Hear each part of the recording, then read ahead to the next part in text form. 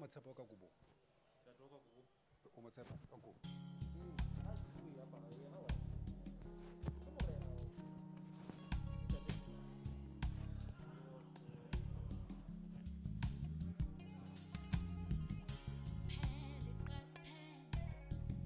That's why we're taking shortcuts. Pressing up a pin.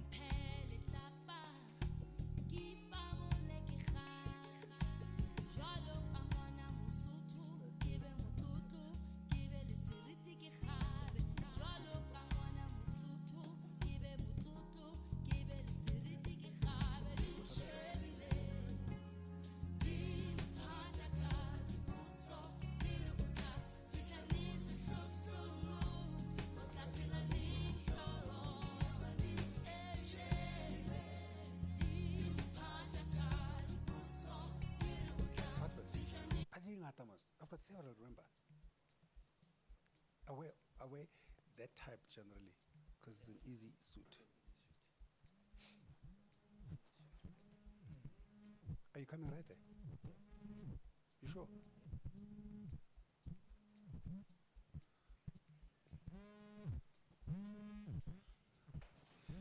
So how do I present from here? Is this thing supposed to show? So this is what I think. This is typically what I think.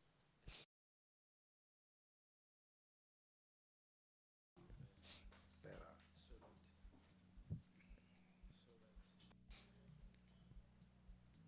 Your book is on the floor.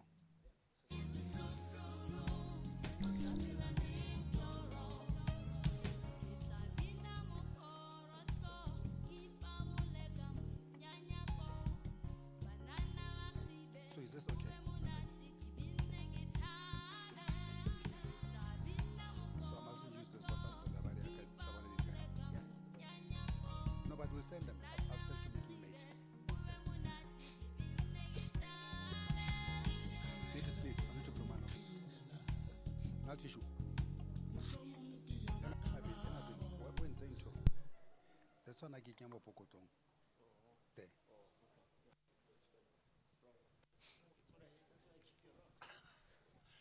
I'm so happy can I let solar len.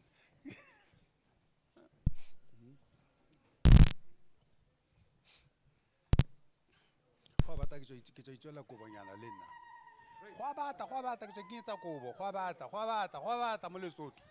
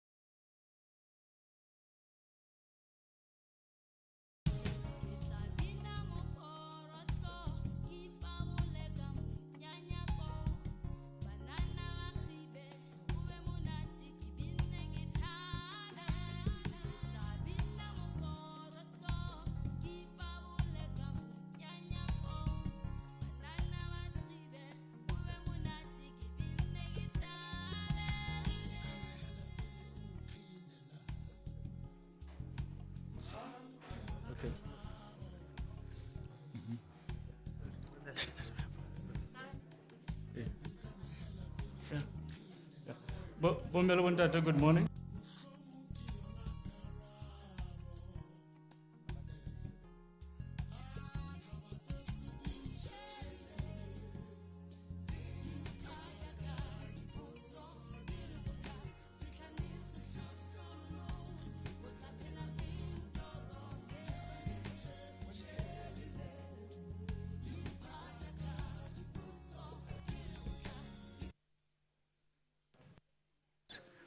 Bophelo bo ntate. Re hweditse. Our coffees and teas. If we need,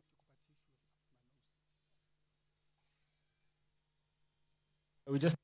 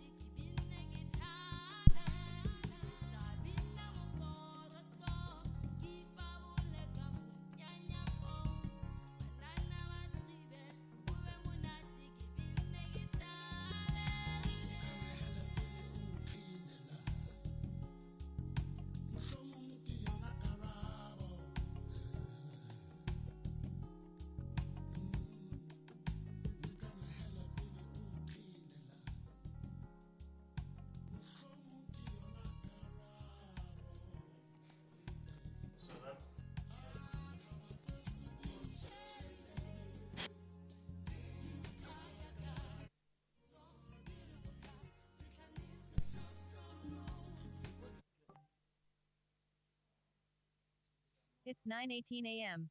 To hear your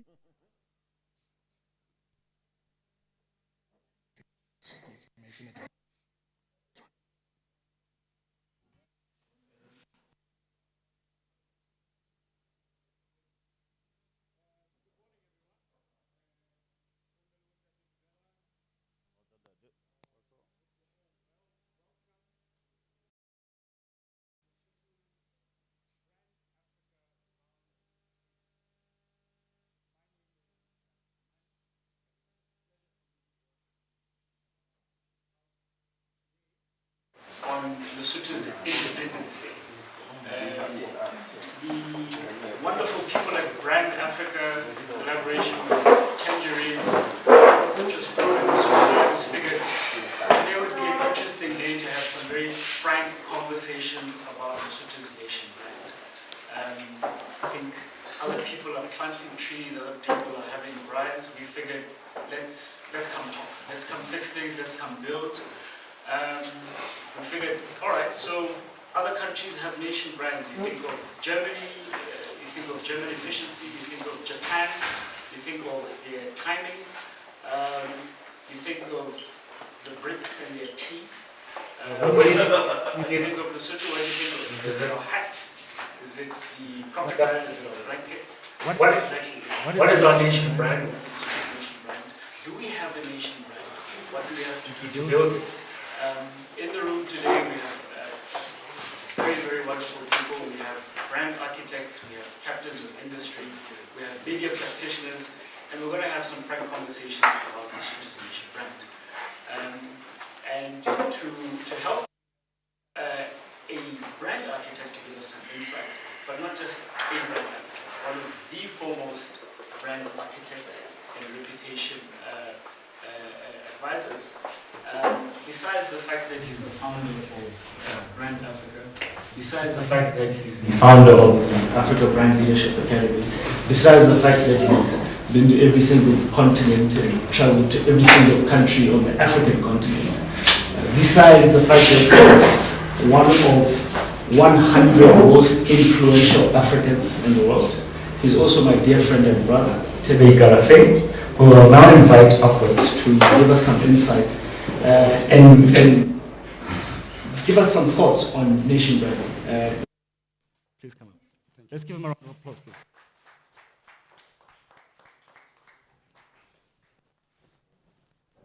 This is the moment umponisitse ntho e sebetsa jwang se se tlo mphoqa mara batho. Dumelang, happy independence Basotho. Ke nkare ke nna fela ke tleng independence ga ke bone Basotho ba ntshitse bo kgeleke ba iketsi ba bona. So I thought today I'll speak a little bit about our continent that we love so dearly, and then I'll narrow it down to some of the insights about Lesotho, as from an outsider perspective. We have a lot of insiders here, Bontate Galibitso, Bontate Mangatane. They'll go into the details about Lesotho as they know it better than the rest of us. But we live in a beautiful and amazing continent, and it's an interesting continent because it's the second largest continent, the second most populous. Some people said we can fit this continent into, we can fit a lot of countries into our continent. I wish we could fit all their wealth into our continent as well, because then our problems will be wiped out immediately.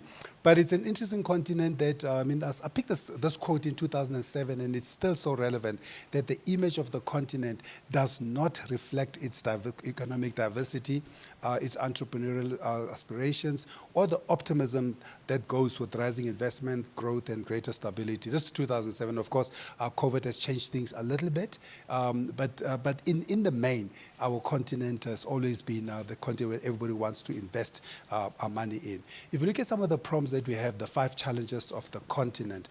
First one is, the economic growth rate slowed down now by COVID dramatically. I think when we, in 2010, the projections were we will be growing at 6 to 7% every every year. COVID decimated that. We're hopeful to be back on our track sooner, but we're still not growing fast enough for a continent with so much vast opportunity. Industrialization has stalled dramatically since the 70s, and we'll talk about that. I think I'll show you some insights of what we really mean in that space from how we've been performing, building companies, building brands in the continent. We are a continent that's marked mostly by poverty, hunger, poor health, and violence, as we know so much about our continent, some of the difficulties of our continent. It's so crazy that, when you're driving even for a country like from South Africa, from the airport in Cape Town, which is supposed to be our most beautiful city, when you drive from the airport and you look on the left-hand side and you see the have-nots who are just masking the country, that city that's supposed to be one of the wealthiest in the continent. But then it's the same anywhere else, whether you come from an airport here, Komaseru, or an airport in any one of our countries. It's actually devastating to think that after so many years, over 60 years of quote-unquote independence, that we are still struggling to show what we can do with our independence. And the number one problem in the continent has to be corruption. Because, we put people in power and we expect to trust them, and they've completely corrupted the countries. But unfortunately, we've also learned their habits, because when they put us in power as well, in running our companies, running our regions, running everything, we've also learned the bad habits. So that's why we're not moving as fast and as further as we can and should be as a continent, because we are terribly a corrupt continent. We have to admit it. But I saw something, and corruption, by the way, is not necessarily an African thing. But I saw something interesting last week. It was going around the world. Some comedian, and a comedian was saying that he was saying that people are blaming, he's American, he was saying that people are blaming America that they've got people like Donald Trump, they've got the Republicans and all those things, and it's said they're not American. And he put it properly. He says, no, and I'm going to paraphrase it for the rest of us, because he said in many ways, he said we cannot blame our politicians for being corrupt, because our politicians come from our communities, because they were our neighbors, they are our parents, they are our children, they are our friends. So what is corrupt is not the politicians. We are corrupt. So because we are corrupt, we are creating a culture and a country and continent, a continent of corrupt people. I was having a haircut and I was speaking to a politician from one of the leading political parties in South Africa, and he was saying to me and another friend, he says, Thebe, you guys have lost too much hope. He says, you shouldn't lose hope, because we need to focus on the next generation. And I said, which is the next generation? He said, my children. Age 17, 18, 16. He says, they are going to save us. I said, no, those ones are lost already. And the reason they are lost already is because they live with you. And they watch you coming home with a big car and working 1 hour a day, and they're watching you coming with watts of cash in the house. They're watching you having meetings till midnight, till 3 a.m. with unsavory people. What do you think the example they're picking? They are not going to struggle when they come out, because they're going to say, that's how daddy did it, so why should I take a longer route to get to the front? So I'm not sure if the generation that's going to save us is within us. I think we still have to birth them. But the ones we're living with now, it's all over for the rest of us, unfortunately. It's such a pessimistic thing to say. It's a pessimistic thing to say about a continent which started off so well.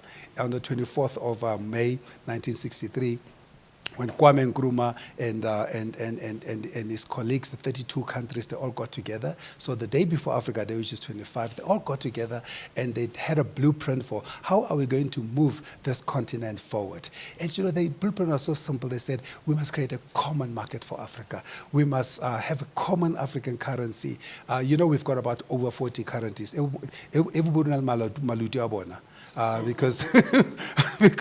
Because that's how they show I'm in charge of this thing. A common monetary zone. ECOWAS said about the beginning of last year, they launched the echo, but no, but we can't have the same currency. Lebatho ba Ghana, Leba Nigeria. We have to come up. We have to have our own. But they're very happy to live with the French currency, CFA, for the francophone countries. They've been fighting about it, but they're not fighting hard enough. We fight everything else hard, but not the things that matter. We must have a central bank. We're making a little bit of progress there, I'm not sure. But, if you look at banks like Afri-Exim Bank out of Egypt or Morocco, you could almost say that, that's going to become the Bank of Africa. Them and the Bank of Africa, is also called Bank of Africa. We need to have a continental communication system. People outside know more about us than we know about ourselves. We need to have a common foreign policy and diplomacy, a common system of defense. We need to have common African citizenship.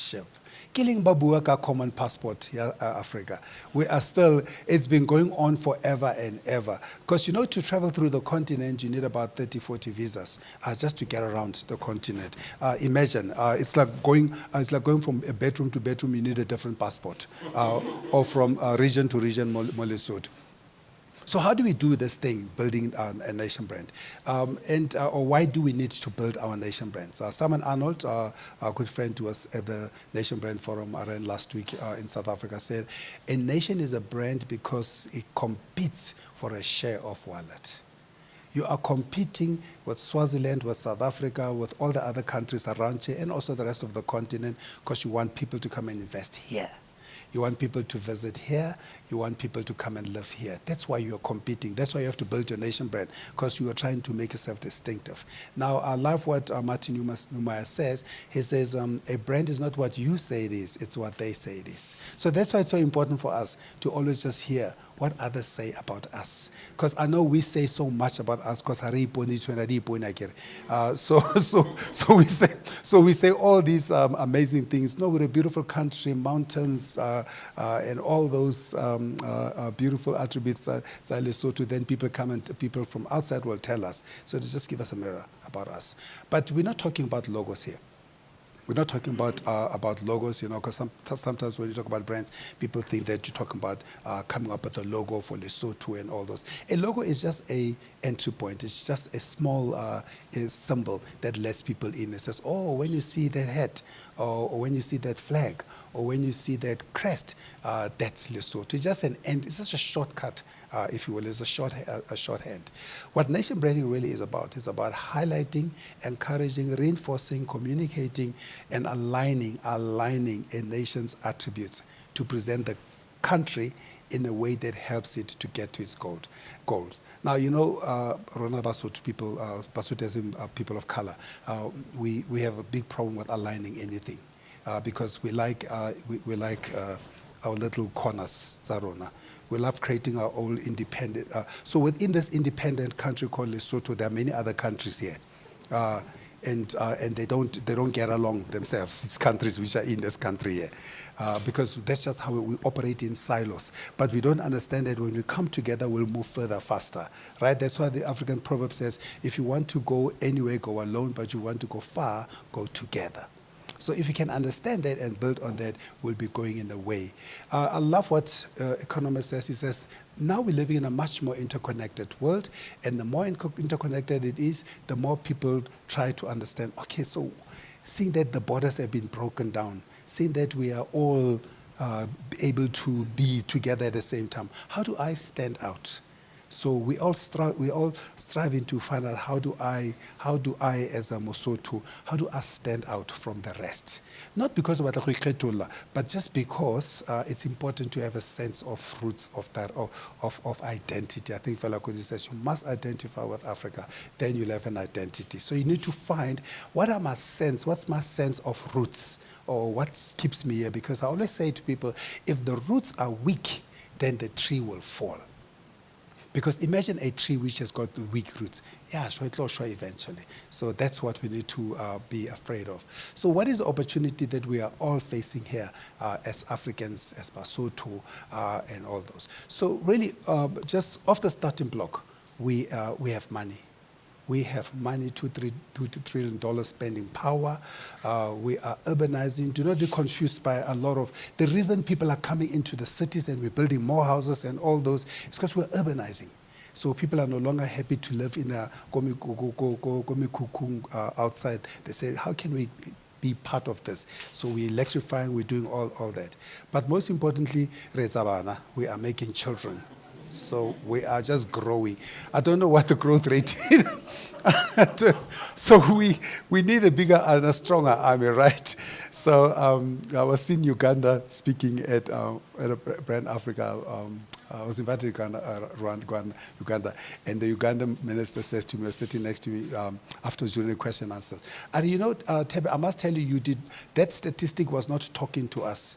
Because if you had to incorporate us to Ugandans, it will it will blow up. He says, here in Uganda, was 6. And just one look, she's pregnant 6 times.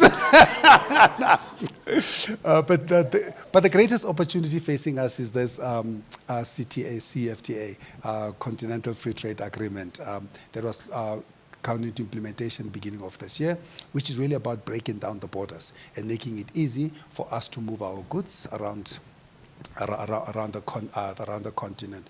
So, Dr. Poma, you were there last week, right? Because last week we had the General Secretary of the CFTA and speaking to us about really this opportunity. And you know, I said to him, because I interviewed him, or I did a one-on-one with him on stage. I said to him, you know, and he said, somebody said to him, he is somebody said to him, we are too ambitious and all those things, and these things will never happen. And I said to him, can you blame us? Since 1963, we've been talking about opening up the borders. You know, what gives you that confidence that we're going to do it?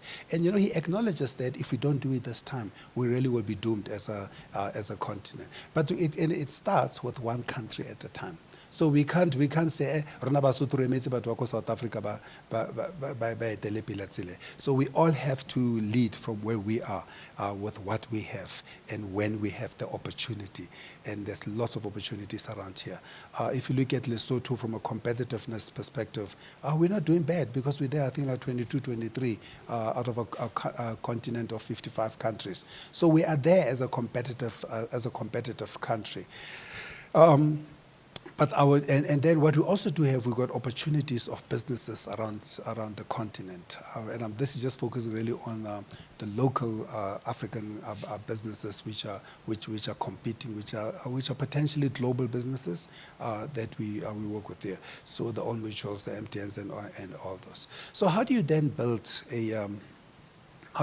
a competitive nation? So I've got a few insights on how I think one needs to do that.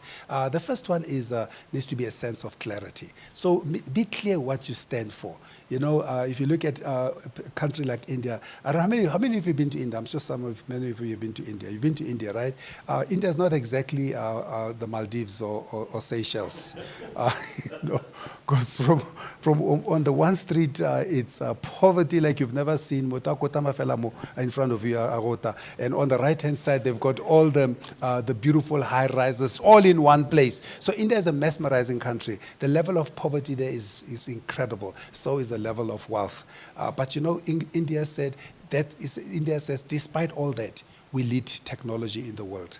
Despite all that, we will go and buy Range Rover and Rolls Royce or Range Rover from the British. It says, despite all that, we'll have some of the biggest companies in the world, like the Microsofts and all those, led by an Indian. Because it's an incredible country. So India says you can find that credibility in yourselves as a country and lead despite the challenges that you're facing. And that's why, you know, when they were pushing for investment, they said if you want to get anything done, make it in India, because we get things done, because we're an incredible country. The Kenyans also said, make it in Kenya. It's very clever because it's a bit of a take on the India one, but they also relaunched themselves 3 years ago or 4 years ago, and they said, make it Kenya. If you want to get anything done, we'll make it, come make it here.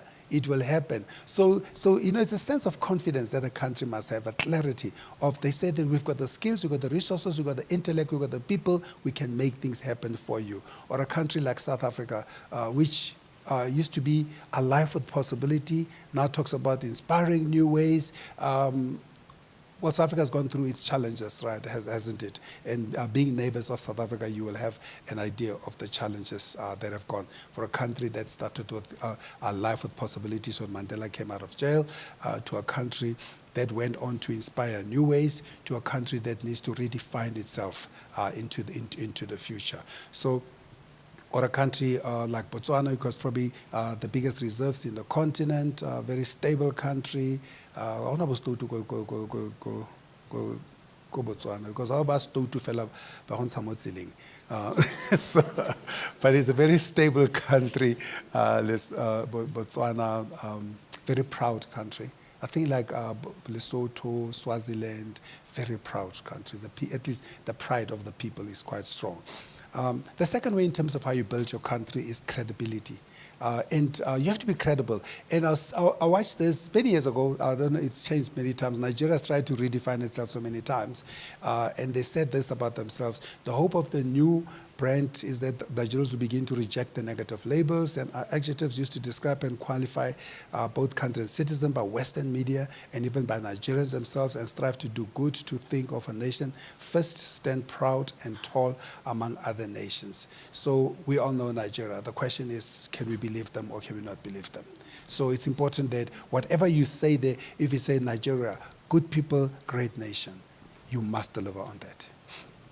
Must deliver on that. If you say that South Africa inspiring new ways, you must ask yourself, if you see the xenophobic attacks, is that how you inspire new ways? Or you see or Desmond Tutu in 1996, isn't that how you inspire new ways? Showing that there's a way to resolve problems. So compared to the xenophobic attacks, the unrest recently, Ikalafeng Mahala, during the like a month ago or so. You know how we went completely haywire across South Africa. So it's a question. So whatever you say about Lesotho, ask yourself the question, is it true? Can you deliver on it? Because that's the important question. Then I spoke about cohesion, about everything must work together. So Simon Anholt has got what you call the nation branding index, which is called the hexagon. It says if you're going to build a country, it's a combination of these things. It's the investment and immigration, it's what you export, it's the people, Basotho, it's the culture, how we do things, it's the governance, Lesotho is about governance, and, and tourism, you know, and tourism in terms of how we do that. And then also it's consistency, right? So consistency, I'm not talking about Lesotho, but it's all African countries here. Leadership and policy consistency. Because in our continent, but then it's actually the rest of the world, because Donald Trump showed us as well, that you can come in and disrupt everything as your predecessor did, which does not move a country forward. So, you know, a country is supposed to be a relay. It's supposed to be a leader comes in, picks up, and builds on the previous one, because we're all supposed to be Basotho. So if somebody else comes up and then completely starts from scratch, which is what happens a lot in our countries, whether it's Jacob Zuma coming in after Mbeki, then you have to redo the whole country, or whether it is more, and then, so, you know, changing policies. Also, it's about creativity, right? You have to be very creative. You know, a country like Kenya, they said, let us come up with M-Pesa. M-Pesa is going to really transform how people think about us. More than 50% of the economy of Kenya goes through M-Pesa. More than 50% goes through M-Pesa. Just goes to show you the power of creativity when you think out of the box. And now everything about Kenya, whether it's paying electricity, whether it's paying taxi, whether it's paying for whatever you want to pay for, M-Pesa does it for you. It's also about collaboration. Right? Collaboration is understanding this important things, what free trade agreements should do and supposed to do. That if you look at intra-Africa trade, only 13% of the trade within the continent. In other words, Ma-Africa don't support Ma-Africans. So, Basotho, I'm not going to sell to South Africa. I'm just going to sell rather to somebody else outside of South Africa or outside of South Africa, Botswana, Lesotho are all around you. Imagine if you start trading with each other. Ubafa yo kana ke mantlhape ntate phumana re jele mabane trout wa bona e o right e ba tlhapi ya Lesotho Johnson le brand made bread in Lesotho and then you sell it to South Africa, sell it to everywhere else, becomes one thing that you trade with. But in general, we don't do that. We don't do that. So I always say, I call it centralization, but actually specialization. I just wanted to see. And the final one to me is specialization. So important to specialize because you can't be good at everything. So you need to say that, what are we going to centralize here in Lesotho that we can trade with? You know, and we're speaking to Secretary General Wamkele last week of the CFTA, and he was talking about a country like South Africa, for example, and I think Egypt and all those, which are very diverse economies. Because in South Africa, it's almost 10% mining, 10% tourism, 10% then 10%. So it's very diverse economy. But you can't specialize in everything. And also, if you specialize in everything, then Basotho are going to refuse to give you something that's like yours. So it's better to say, what can we get called Lesotho, which Lesotho does better than us? Yes, we can do it, but Basotho can do it better. So let's get it from Lesotho. Then let's let Lesotho specialize. But this thing is a collaboration. We have to talk. We have to communicate among each other. Finally, it's about, not finally, rather with the, one or two more comments, it's about our culture. Our culture is so important. It's the glue. It's what distinguishes us. Let's celebrate it. Let's be proud of it. And I'll talk about what the lack of pride does in a minute as I begin to wrap up my slides. And then it's also about commitment. We have to be committed. We have to find commitment. Commitment between companies and the countries. You know, I used to love this what SAB used to say. They say it is the SA in SAB that makes us who we are. So it's understanding, listen, there has to be you have to commit to the country. You have to do something for the country. But it's also us as Basotho saying that ke Mosotho, and I'm proud of it. It's to take pride in who you are as a person. And commitment is also from a leadership. As Mele Zenawi says, Africa needs leadership with clear plans and priorities to overcome structural problems. So that's what we need, really commitment from our leaders. As Mandela also said himself, says, it's not easy to rest when the burden of poverty and still bear while millions still bear the burden of poverty and insecurity. So it's a leader saying that I must commit to having a better country. As Salif Johnson said, Africa is not poor, it's just poorly managed. It's just poorly managed. And Bonaparte once said, a leader is a delay in hope. So we need a leader who's committed to us, a leader who's committed to where we need to go. What's it worth? Well, if you look at the value of nations, can look at this is on the left-hand side, the valuation of countries. The number one most valuable country in the continent, Nigeria, South Africa, Egypt, Algeria. But if you look at the GDP, Nigeria is ahead, Egypt is ahead of South Africa. So we'll look at that. But of course, the most competitive countries, Mauritius is amazing. I think South Africa's fallen off. That's an older slide.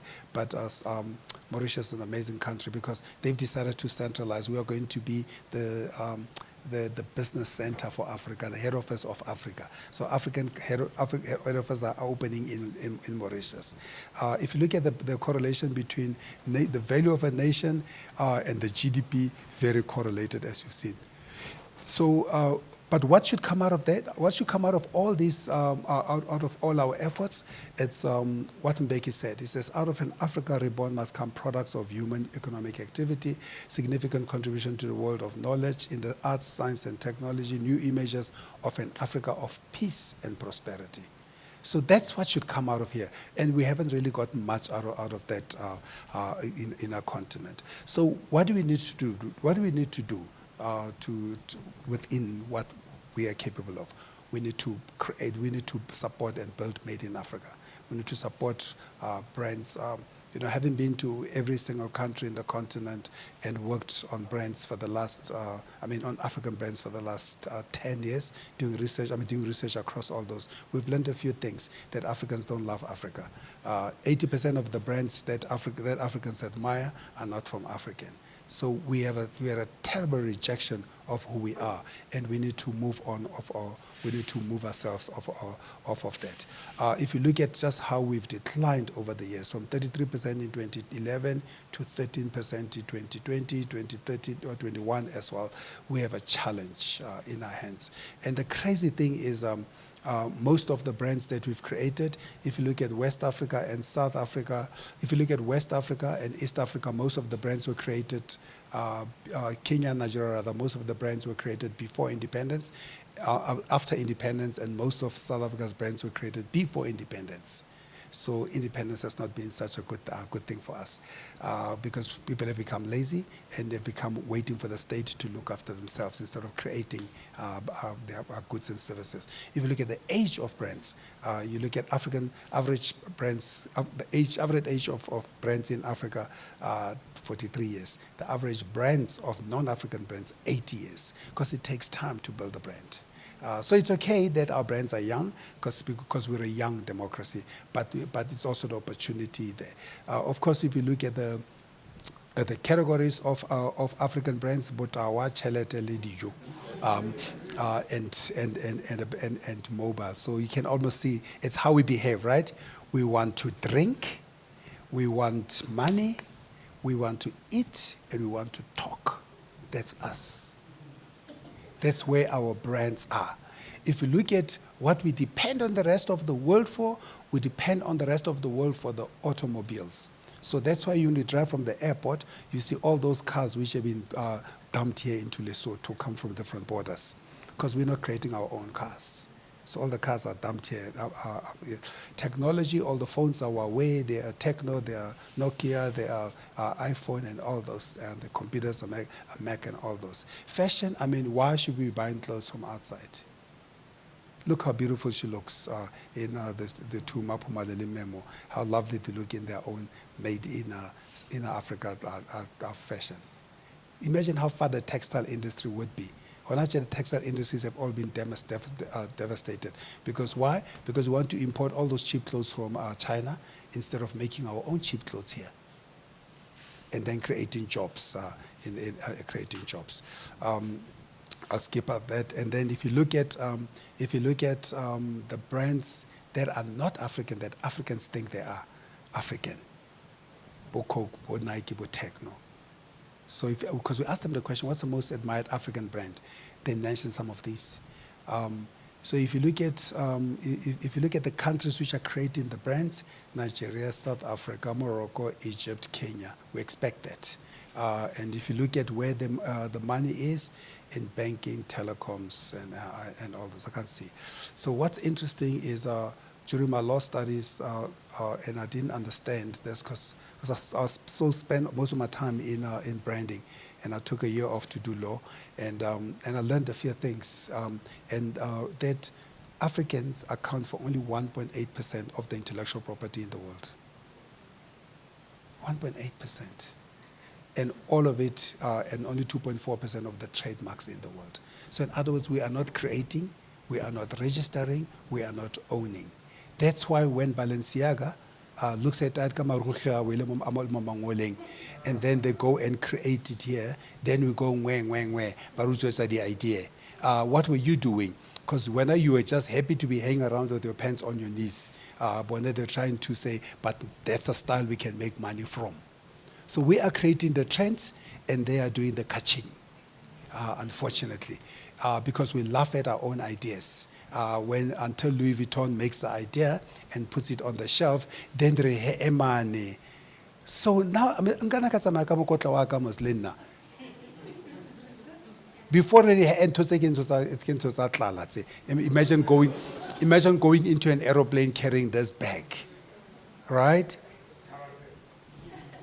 Then Basotho balang weng kobo ya rona. How can Louis Vuitton take our blanket and sell it for 3,500 euro? Okay, thola ka makuleng ka 300 ranta. But we must have a conversation about this blanket, maybe not today, because look where so we'll have a conversation about this blanket, which is not ours, but we'll also have a conversation about this blanket, which is made in South Africa.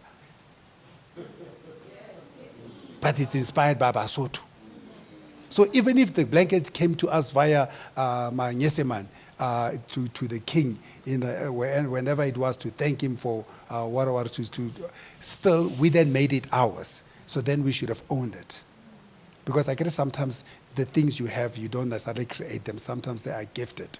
So we were gifted this blanket. I don't know when, 1600s or whatever, we were gifted this blanket, which nobody else had. So we should have taken it and owned it. But now, Maburu and Kileko, South Africa. I love this about Laduma, who took his culture and then turned it into a brand. But what I love mostly is that when I went into his website, I noticed that it is in Xhosa and English. I was like, wow. The same way that when you go to Hermes, it is in French and English. When you go to a Japanese brand, it will be in Japanese. But right? And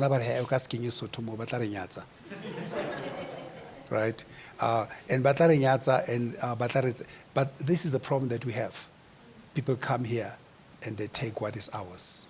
They say Madonna's focus on Malawi, South Africa is Oprah's territory, and that's what Madonna's publicist said. Imagine. So they own us the same way they owned us in 1886. When they came here and split up the country, the continent rather. So Rona Basotho, I've got a few more slides, apologies. But Rona Basotho, I think you're familiar with this slide. It's the only slide I'm going to show. I'm only showing 2 slides from what we did last time, which was presented Brand Africa, which are the most admired brands here. Number 1, Vodacom, most admired brand, more.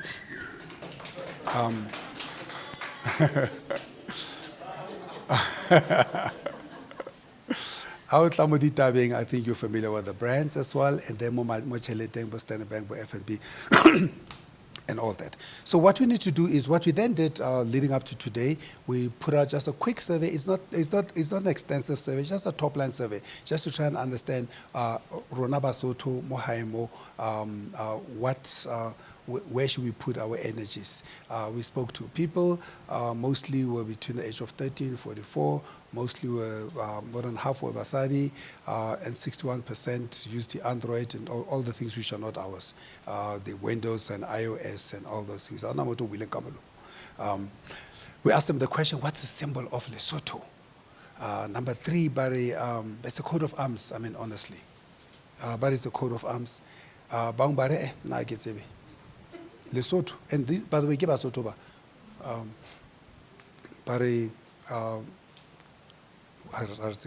This from outside, right in. Yeah, from outside in, asking people outside in, sorry, I made a mistake. Asking people from outside to look into Basotho. Sorry, let me correct myself. So, but the number 1 is Lesotho. But this is our thing. So when this is the thing, Basotho, sorry. That's how we know. Because remember, your brand is not what you say it is what they say it is. So they are saying that your number 1 symbol, this head. So what are you best known for? The mountains, the snowy landscape, but this is what we know Basotho for. So it says, when somebody, what comes to mind when somebody says they're from Lesotho, the mountains, the culture. And then we ask them a question, what makes Lesotho an attractive tourist destination? But number 1, accessibility to the mountains. But those mountains is what drives, what makes Lesotho attractive from a tourism. So how do we position Lesotho? How would you position Lesotho as a 21st century brand? But embrace the culture. But embrace your culture. Don't run away from it. But develop your infrastructure. But we know this, right? So, but we'll come visit here, just develop the infrastructure, but also embrace your culture, because that's what makes you different from everybody, from everybody else. And then, so how do we then win?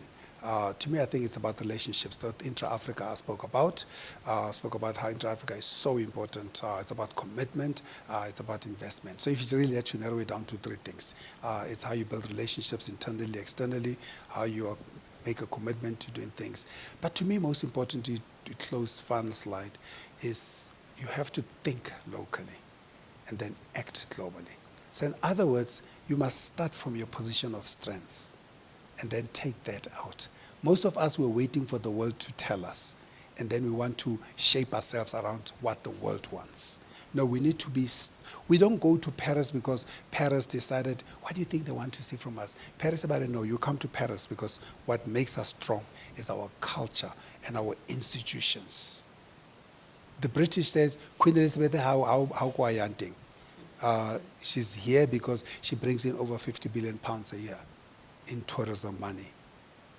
Rona, are feta mo Kings we rebege ka mo writing ka ba ke left ngo ya kwa re ka mo writing are tso kgwetsa galanga kere we need to make sure that we use that well.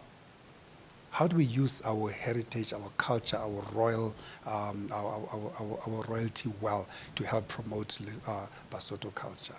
To make a plan about that instead of observing what we observe every day mo Lesotho ba re thusang bana balwa balwela muso. So what we need to do is we need to focus on our strengths. And I think what we need to do, we need to learn from the Italians and ignore the politicians and do the right thing for Lesotho. Thank you.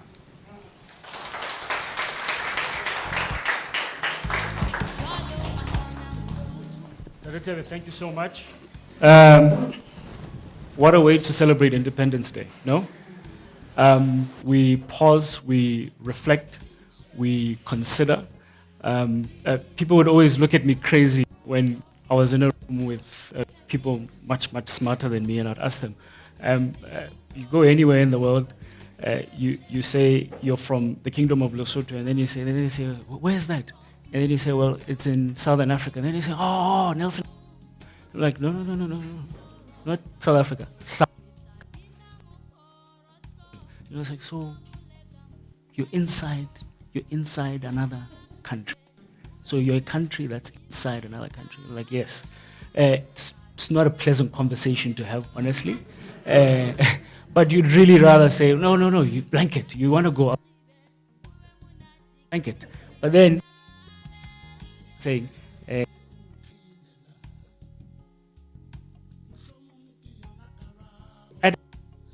appropriated for the questions that more presentation, just to give us a little bit more insight. We're going to our panel round table without the round table.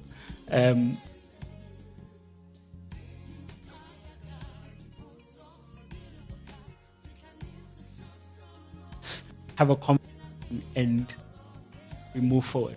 It was interesting how the Ikalafeng made brands, which we hosted earlier on this year. Lesotho, for the first time, had its own list of top brands. I heard the room cheer a little bit when he mentioned Vodacom. I imagine we have some people from Vodacom. I didn't hear any cheers for Africa, which is a media brand. I didn't hear any cheers for Public Eye and Lesotho Times. But it was a pleasant starting for us because we know where we know. We sort of see what the world is saying about us. When the survey was conducted, we didn't ask Basotho on purpose because remember, brand is what people say about us and not what we say. It would have been interesting to find out what Basotho themselves, what we say about what our brand is. I mean, is that really true? Is that really true? I'm not going to answer that question. I'm just going to throw it out there for us to consider. All right. Interestingly, Dr. Thebe also talked about a comparative advantage. Lesotho, very few people know this, that we have able to grow cultured trout. That's why we have the Royal Highlands trout, which supplies Woolworths. You go to Woolworths, it's actually Lesotho trout that you're consuming from Woolworths. People don't really know, Basotho don't really know that trout is a very close substitute to salmon. Salmon is a little bit more expensive. If you don't want to consume salmon, then you can consume trout. Oh, how wonderful it would be if we were known for trout. All right? Salmon, you think places like Norway, you think places like Japan. It would be wonderful if when we thought of trout, they thought of, wait, Kingdom of Lesotho, right? And that we can authentically say we've grown here, right? And put us, we'd have to figure out how we do that somehow, put a stamp on the chart such in the cooking process. All right. Over to our panel discussion, but before that, as I said, we have a very brief presentation that Mohala Galibito, the managing director of Vodacom Lesotho, which, incidentally, Vodacom is also one of Lesotho's top brands. It's not me, the data. We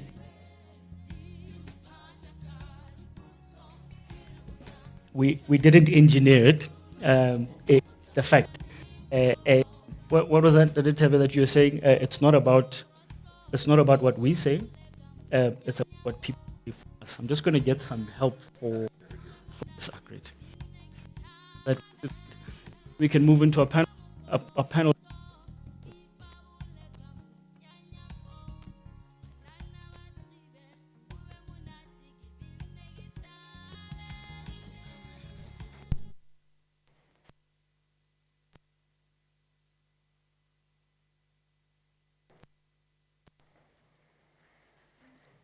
Is my mic on? Guys hear me? Still opening. All right. So let me tell you guys. While this is opening, yes, Dr. Mohala Galibito from Vodacom Lesotho, please. Thank you.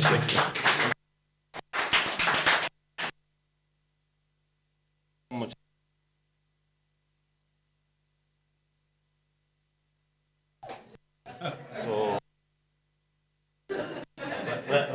we must. I saw my dear friend and his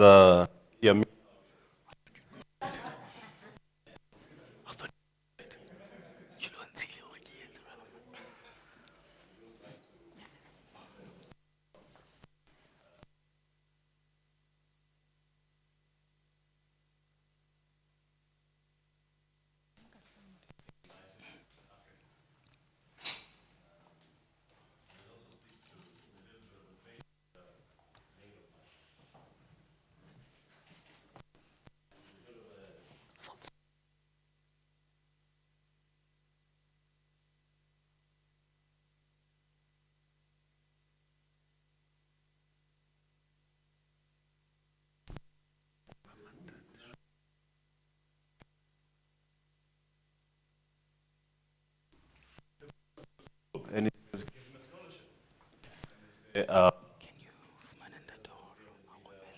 title was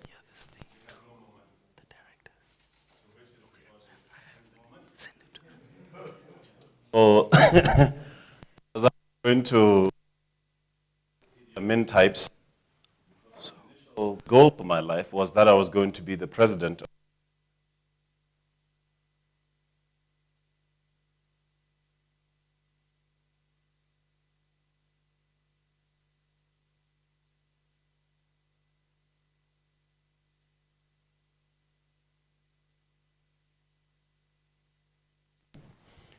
We're going back to the days of Ndate Maholo rusting guns to people from the ANC.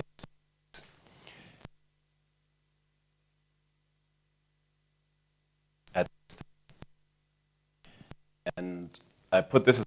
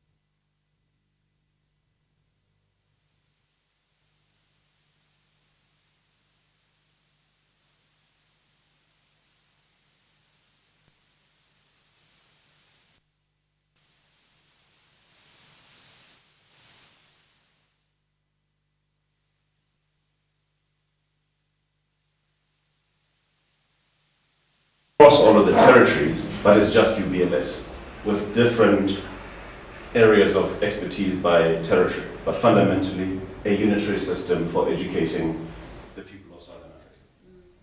And why not Zimbabwe? It's also a possibility, but from a language perspective, Botswana, Lesotho, and Swaziland aren't separated significantly by language issues. But that problem is failing. And I'll play you something which goes back to when Thabo Mbeki, on the occasion of the adoption of the new South African Constitution, said, "I am an African." And on that day, everybody who spoke changed what they were going to say. And I thought for sure he was going to dissolve the Republic of South Africa and invite that the Republic of Southern Africa be formed. That conversation never happened. It was aborted. The consequence of that, the region's growth is poor, it's uneven. When able, never mind sea to shining sea. We can't even get goods to cross the border. People can't cross in comfort. They do so with their dignity undermined significantly. Public transport. And that's wrong.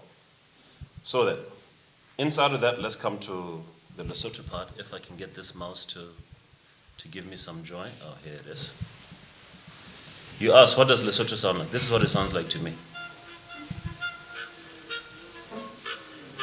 What is the... No, give it like, I want you to feel it. I don't want you to just hear it.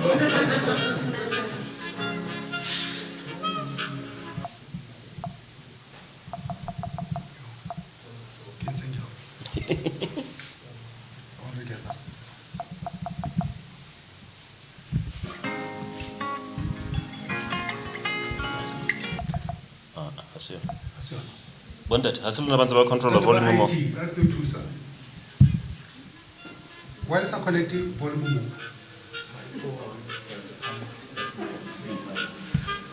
I thought the sound is going through the HDMI as well. Yeah. It's not.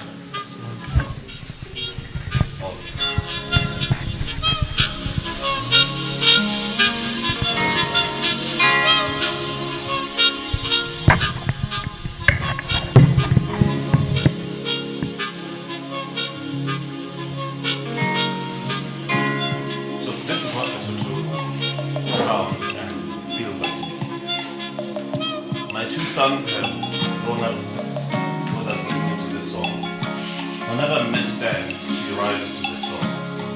And when she's done talking, you know it's time well spent. So the question is, what are we going to do with this asset and many others that we have? You can't argue with this being distinctively Lesotho. That is Tabang as a celebration of his visit here.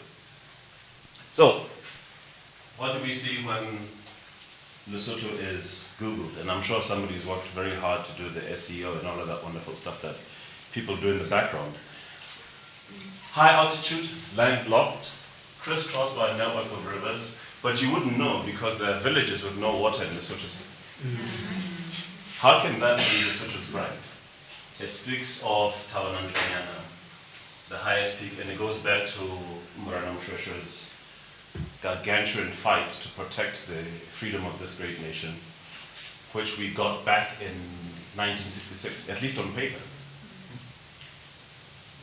And I was going to be my more polite self, but I suppose it's not possible. So let's jump into it. There's nothing independent about us. We're a case study in dependency. We're not even a nation state because the greater part of the nation is in South Africa, cut off from itself. How do you build a brand with more than half your asset base disconnected from you? The greater part of your territory gone so that you can't join the Republic from a footing of strength and help define, as Moshosho once did. The template was there, long written. Almost going back to, when was it? Wasn't it about the time that significant parts of the US were still coming together? How many, was 100 and how much years ago? It's a long time ago.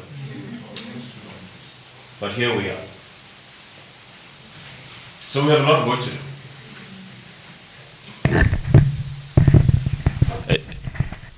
ke tlo itšhapa ka ntena jalo ka se. Le a bona ke busy ha ke bua so. But here's something else, and Thebe was involved in this, and I'll tell you the backdrop to what happened in the lead up to this, which is part of the conversation I want us to have about how we build a brand. I am an African. I owe my being to the hills and the valleys, I the doubt you can mountains hear. and the glades, the rivers, the deserts, the trees, the flowers, the seas, and the ever-changing seasons that define the face of our native land. My body has frozen in our frosts and in our latter-day snows. It has thawed in the warmth of our sunshine and melted in the heat of the midday sun. The crack and the rumble of the summer thunders, lashed by startling lightning, have been a cause both of trembling and of hope. The fragrances of nature have been as pleasant to us as the sight of the wild blooms of the citizens of the veld. The dramatic shapes of the dragon's back, the soil-colored waters of the Likwa, Ikweli, Lotoro, and the sands of the Kalahari have all been panels of the set on the natural stage on which we act out the foolish deeds of the theater of the day. At times, and in fear, I have wondered whether I should concede equal citizenship of our country to the leopard and the lion, the elephant and the springbok, the hyena, the black mamba, and the pestilential mosquito. A human presence among all of these, a feature on the face of our native land just defined, I know that none dare challenge me when I say I am an African.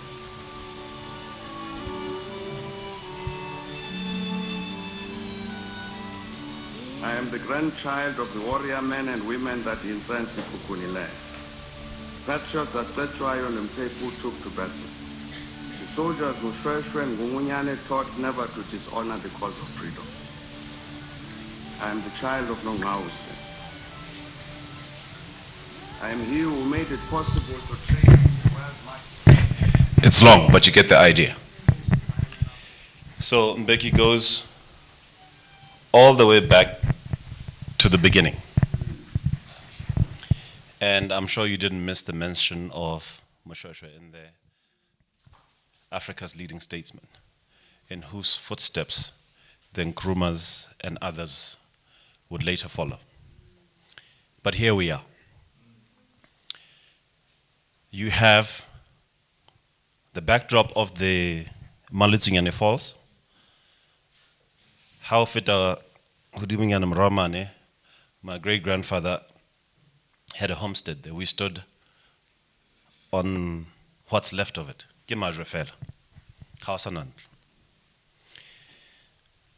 But when you look upon this, you cannot but wonder, or be filled with wonder.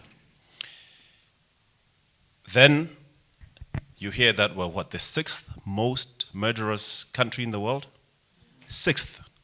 A population of 2.2 million people, a micro-state by all measures, but we're in the top six. We should be in the top six in terms of competitiveness, in terms of literacy, education, and all of the things which are going to be necessary for building our nation brand, so that we too might someday say, make it in Lesotho, and not have to settle for textile industries whose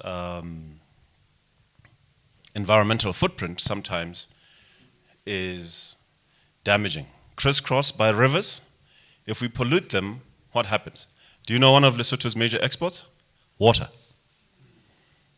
If we keep polluting the waters, what's going to happen down the line? What if there were a conversation in the region that says the region needs water, starting with Lesotho itself? If that's a key export, because by 2030, the Gauteng economy is going to run out of water. Where is that partnership that says, Tebedisa no more, and that's your role in the portfolio? South Africa doesn't have much of a winter holiday proposition other than obviously wildlife and what have you. What if there were a corridor that says that the skiing will be part of building a tourist agenda from when people leave South Africa? And so the thing is going to be that the region is going to target tourists in whatever source markets they are, the building of their itineraries is going to be sensitive to what the different countries have to offer. That's how you compete for market share. What do we do instead? Separate countries, here, there, and everywhere, and you can barely feel the impact of any of those territories, really. Because what happens? 6th most murderers, South Africa, known as the crime capital of the world. How do you market a territory like that? Because to get here, people have to start where? In South Africa. But we're not getting the job done because we'd rather go hungry with our pride. We're doing our thing. Africa's market share in the tourism space is poor. We should solve that problem. Inside of that, say that, okay, here are the distinctive propositions and here are the people who are behind those propositions. Because ultimately, any brand in this space, and I'll come to the investment aspect of it because the two are inextricably linked, is the people. It's the soul of any country brand. The culture. What are we doing to cultivate the culture? Nothing. It happens by accident. Which we don't even own. We own them because it's part of our iconography, it's our culture. But ownership, last I checked, when I own something and something gets sold, I get a dividend, I get something. Rezang. We're a walking advert. A free one. So where's the thing that says that LNDC, anybody, we're going to invest and start to make Basotho blankets? Diezuki Basotho. And it's not cultural chauvinism, it's just to say that you can't have everything about your culture being appropriated and everybody makes something of it but yourself. The product, the channel, the brand, all of those things are not there. Are we even clear on who comes to Lesotho and why? Where do they come from? That clip I played you of Mbeki's beautiful eulogy was a result of South Africa going on an extensive and detailed exercise that said that it used to be marketed as the Big Five, and all South Africa's proposition was wildlife, because there were particular territories where people who had assets in that space had always targeted. And they took a step back to say that actually, what are the different things that people can travel here for? From which countries do they come? Inside of those countries, which cities? And they came up with a market segmentation model and they targeted the upscale wanderlusters and their equivalents who are, I forget what they call them, who are in later stage in life. Why? They have time, they have money. They can take 12 days, you can build a proper itinerary. Do we even know who is coming to Lesotho? Do you know which countries? Do you know which cities? Do you know which zip codes they're coming from? Because it's not easy to get here if you're traveling from Europe and the Americas or anywhere else. So whomever that person is, they clearly have a very good reason. What is it? We need to find that out. What makes Lesotho unique for them that they are willing to make the schlep? When you get into the channel environment and you say, I want to go to Lesotho, what happens? I can tell you what used to happen for most African countries, South Africa, Lesotho, I suppose, and Kenya. People will go into the channel intending to say, I'm going to travel there. They said, no, too difficult. Here's another destination you can go to. So people will get switched. So even if we had the ability to spend the entirety of our GDP on advertising Lesotho, if there's no interventions in the channel where the actual transactions happen, nobody's going to come here. They'll come here by accident. When people come here for work, meetings, incentives, and conferences, what's the package that says, here's what else you can do in Lesotho other than go to your meeting? We need all of those things. We need to move people through this thing of basic awareness, get into the consideration set, convert, get repeat travel and advocacy. So after somebody's been here, what do we give them that allows for them to share their experiences and to say, this is my time in Lesotho, and to share it with friends? Have we studied the routes for us to be able to get tourists here? Have we developed the assets to say that, how kena kamaserumona utlafitlelamo? What's your next stop? Is there signage? I'll show you my own itinerary and how it ended the other day, and very expensively at that. Again, awareness, low, consideration, lower, purchase, lowest. The numbers speak to that. Retention, non-existent because we do nothing once people have bought Destination Lesotho. Advocacy, there's no enablers. So nothing happens after somebody has come here, and it'll take them at least 24 to 36 hours, if not 48, to come from the major tourism source markets in the world to get to Lesotho. We have to do something with that to make those people into promoters and ambassadors of the destination. What about the investment side? Do we have specific projects that people can see? So we can run around the world, we can send people into our embassies. What are they doing there? Do we have the right people there? Have we given them the tools to say, you are here to build our diplomatic relations, which are a fundamentally economic affair? Send people there who are schooled in those disciplines. That's what we need to do. But we must give them tools, not mispaying them on time from time to time. Give them the tools to be able to sell the country. Make it easy. And if we're saying people should come and invest here, do you have the infrastructure? Do you have the skills? Do we have a plan? So somebody wants to invest. Okay, so they'll become aware. What's the hook? What do we do for existing investors? Do we have a pothole plan? Not just the potholes. Potholes are anything that can go wrong. We don't have a plan. And we have literal, actual potholes. That's my 20,000 Rand adventure and counting. Trying to get to Mudimuntusi. Dodged a few potholes along the way. And just as we're coming up, there's a festival. I didn't know that. And you know what the problem with that festival is? There's nowhere to park, because as that road was being developed as an essential piece of infrastructure, nobody thought about the wider application to say, we're not just trying to get goods from one place to another, we want to create an experience. Have places where we can stop, have a picnic, have a nice time. There were 2 soldiers after this happened who were trying to clear that road. It was an impossible task. Why don't you have more soldiers there?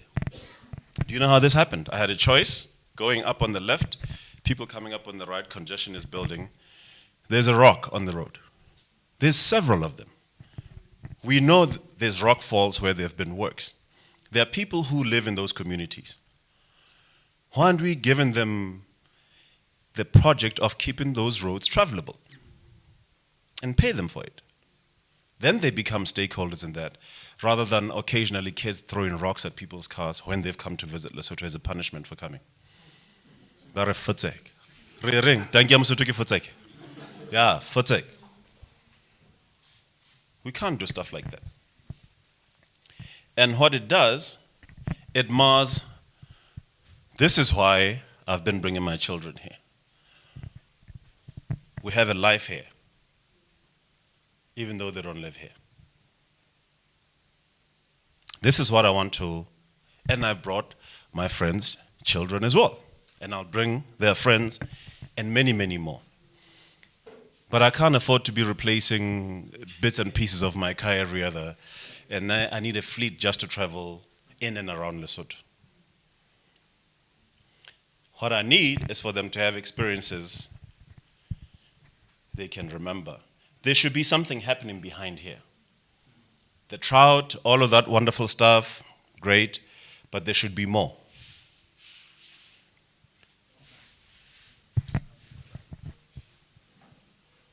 So there we are. Madiba, good food, awesome. Sound proposition. There's actually something to do there. How many Madibas do we have?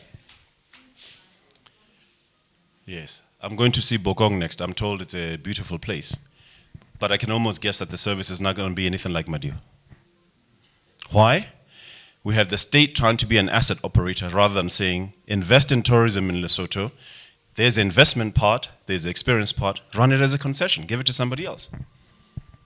But not to the Chinese at Avani who are running down that asset, and the government will be lucky. By the time that concession finishes, there won't be an asset.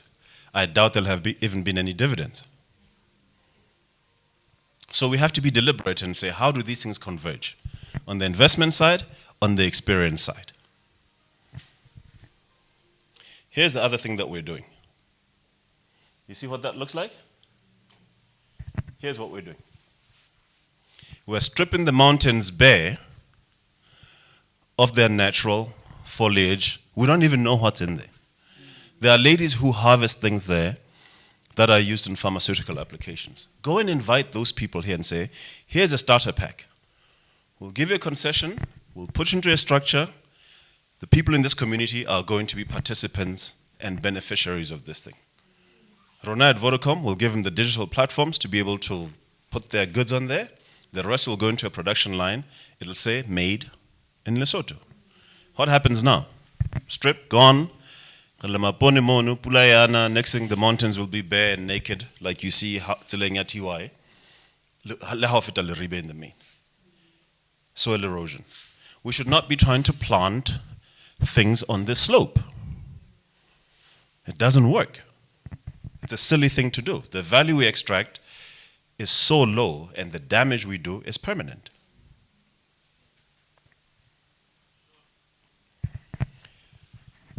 So let's activate tourism investment. What are the 5 or less things that we want people to remember about Lesotho as an investment destination and as a tourism one? And where do those things converge? But we must also then deal with the conversation. What's the conversation in the country? And it's a pity that you can't hear this properly, because so we don't feel alone, here's what the Indians.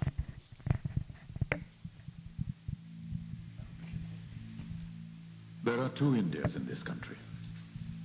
One India is training at the leash, eager to spring forth and live up to all the adjectives that the world has been recently showering upon us.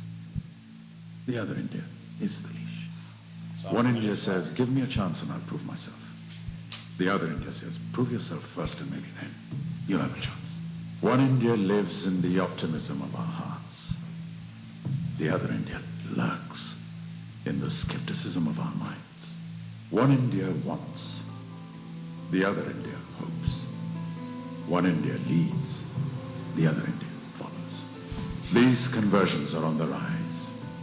With each passing day, more and more people from the other India are coming over to this side. And quietly, while the world is not looking, a pulsating, dynamic new India is emerging. An India whose faith in success is far greater than its fear of failure. An India that no longer boycotts foreign-made goods, but buys out the companies that make them instead. History, they say, is a bad motorist. It rarely ever signals its intentions when it's taking a turn. This is that rarely ever moment. History is turning a page. For over half a century, our nation has sprung, stumbled, run, fallen, rolled over, got up and dusted herself, and cantered, sometimes lurched on. But now, in our 60th year as free nation, the ride has brought us to the edge of time's great precipice. And one India, a tiny little voice in the back of the head, is looking down at the bottom of the ravine and hesitating.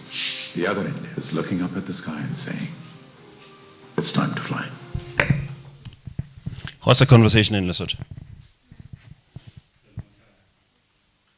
But we shouldn't feel lonely and broken because we've been failing since 1966. Because then we'll have laid waste to that failure. Let's fail forward. Let's fail with purpose to say, where do we go to next? Such that with each Independence Day that comes, we get closer and closer to being independent and clearer about what we want our nation brand to stand for. He said it, buying out the companies instead. Till now, we can't even make the blankets. They bought Land Rover. Any number of things. They went and bought all of those things and colonized them.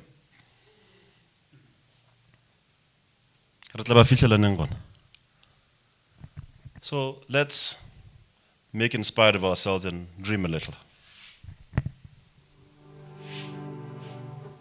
Here's to the crazy ones. The misfits, the rebels, the troublemakers. The round pegs in the square holes. The ones who see things differently. They're not fond of rules, and they have no respect for the status quo. You can quote them, disagree with them, glorify or vilify them. But the only thing you can't do is ignore them. Because they change things. They push the human race forward. And while some may see them as the crazy ones, we see genius. Because the people who are crazy enough to think they can change the world are the ones who do. Happy Independence Day. Don't let waste your crazy.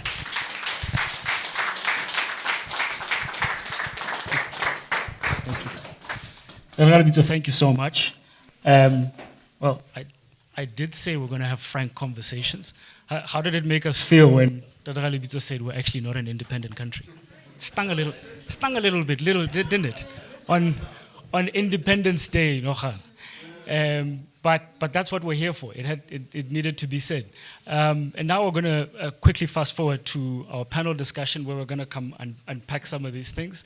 I'm going to invite back up, first and foremost, Tata Bito. If you can join us up, Tata Thebe, Ikalafeng.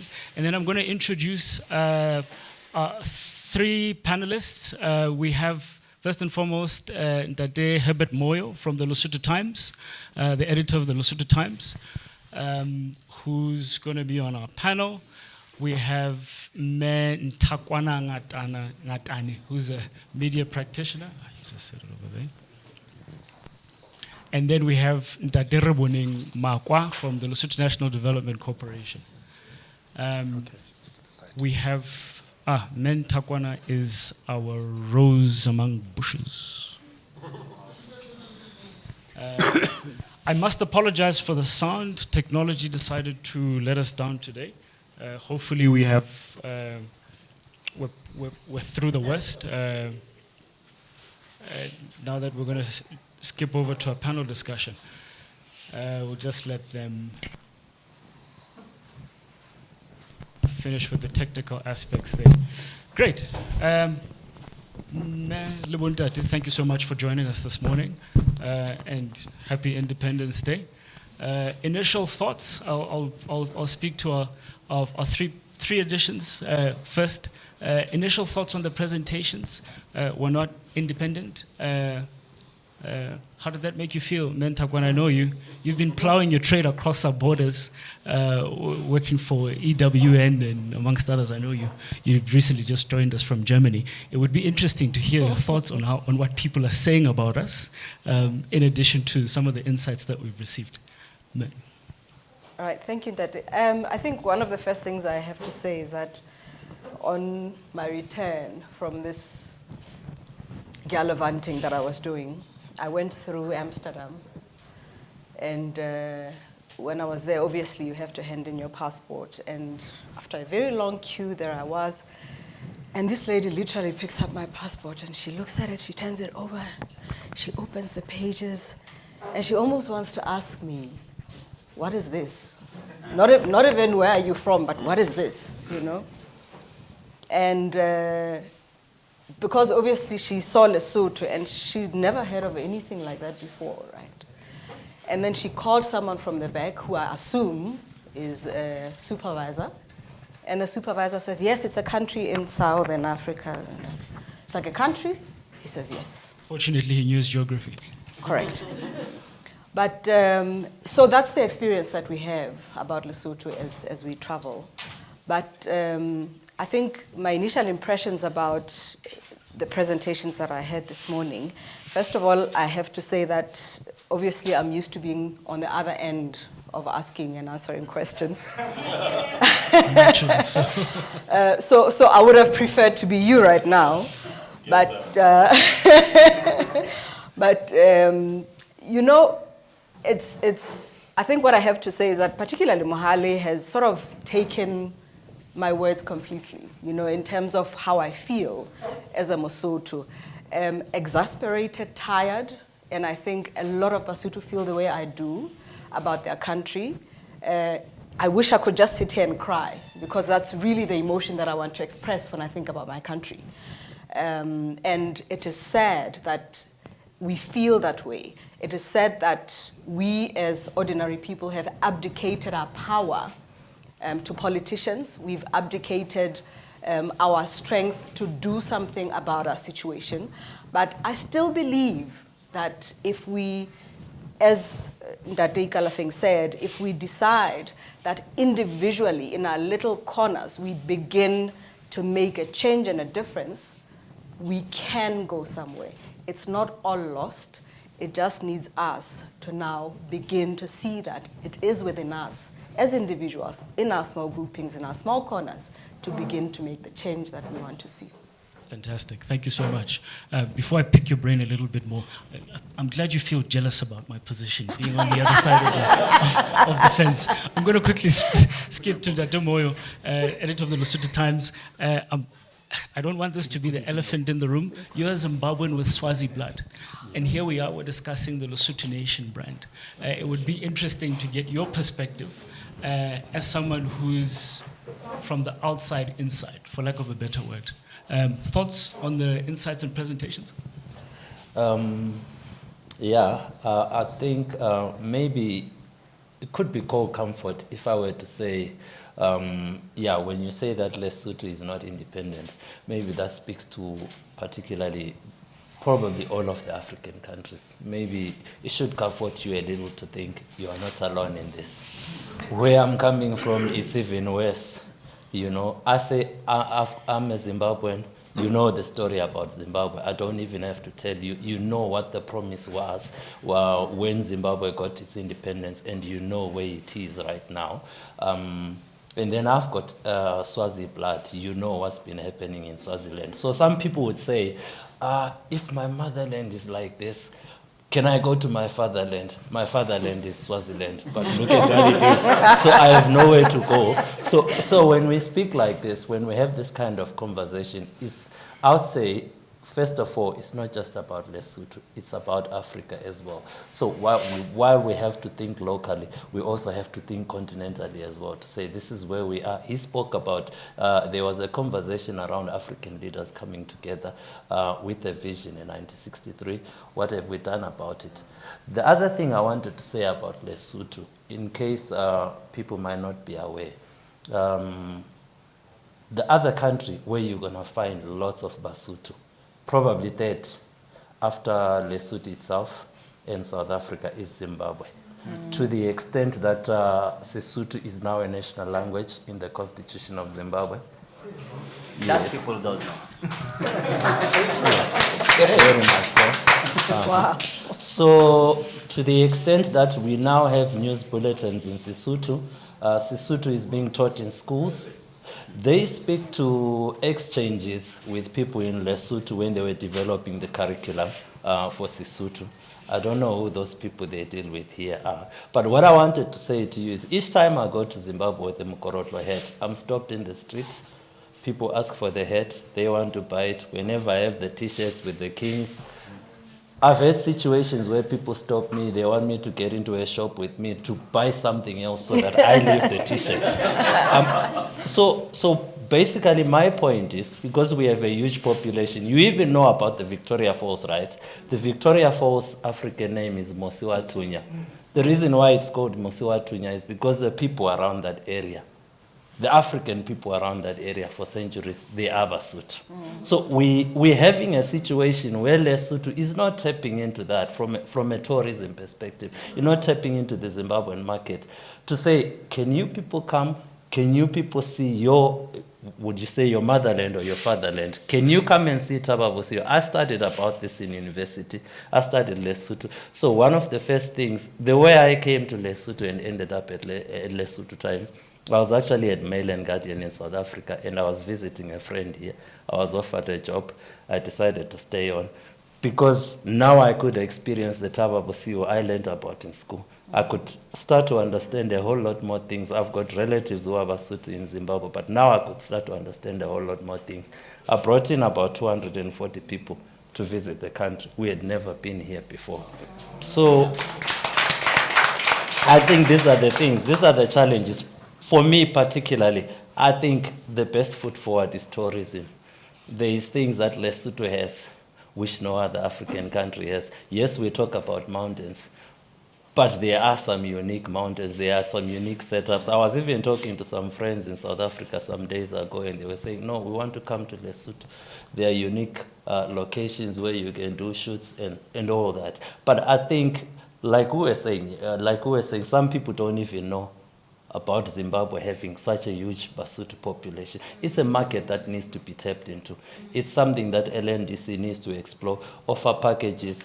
So when people learn the history in the school, they can actually visualize, put the pictures, put the places together to the names that they've been learning about from school. So for me, all hope is not lost, but there has to be a starting point. There has to be some action now. Fantastic. And it's interesting. It's interesting you speak of the Basotho population living in Zimbabwe. Apparently, there are actually more Basotho living outside of Lesotho than there are Basotho living in Lesotho. So it would be interesting to see what it looks like from a nation brand standpoint when other people see Basotho in other countries. What do they see beyond them seeing us in Lesotho? So it would be interesting to see what that looks like. And it's interesting you mentioned the LNDC. Natamakwa, you're responsible for investment climate reforms. We've put you on the spot today. Initial thoughts, initial takeaways from the presentations. Yeah, it feels like I'm the one who's sitting here and everyone is going to be looking at. Especially when I speak English like this and people then get being frustrated and like, oh, Oreboni. And yeah. They think I'm from Ghana or something. Oh, trust me. Trust me, I can relate with that completely. Yeah. I pretty much have to reintroduce myself every time. Yeah. First of all, you talk of how do you feel? And I think Thebe said, let's be honest and say, how do we feel? And that's how, I know brands are about, yeah, that's what we say, they're about what people say about you. But it's also how do you feel honestly, an honest conversation with yourself. And so a few years ago, 2015, we started exploring the Lesotho Nation brand concept, even went to an extent of doing strategy. And when you talk of poverty in Africa, you talk of non-independence of our state. Lesotho, you say, okay, it's known for peace, but how are you peaceful when you're hungry? I think that is what one of my friends has been asking us, Fanana, saying, look, as a nation, we have a number of things that are known about us. You talk of the blanket, you talk of Seshweshwe, but how many of those things are true and how many of them are we proud of? I'll make this not because I'm trying to to build some irony or pun.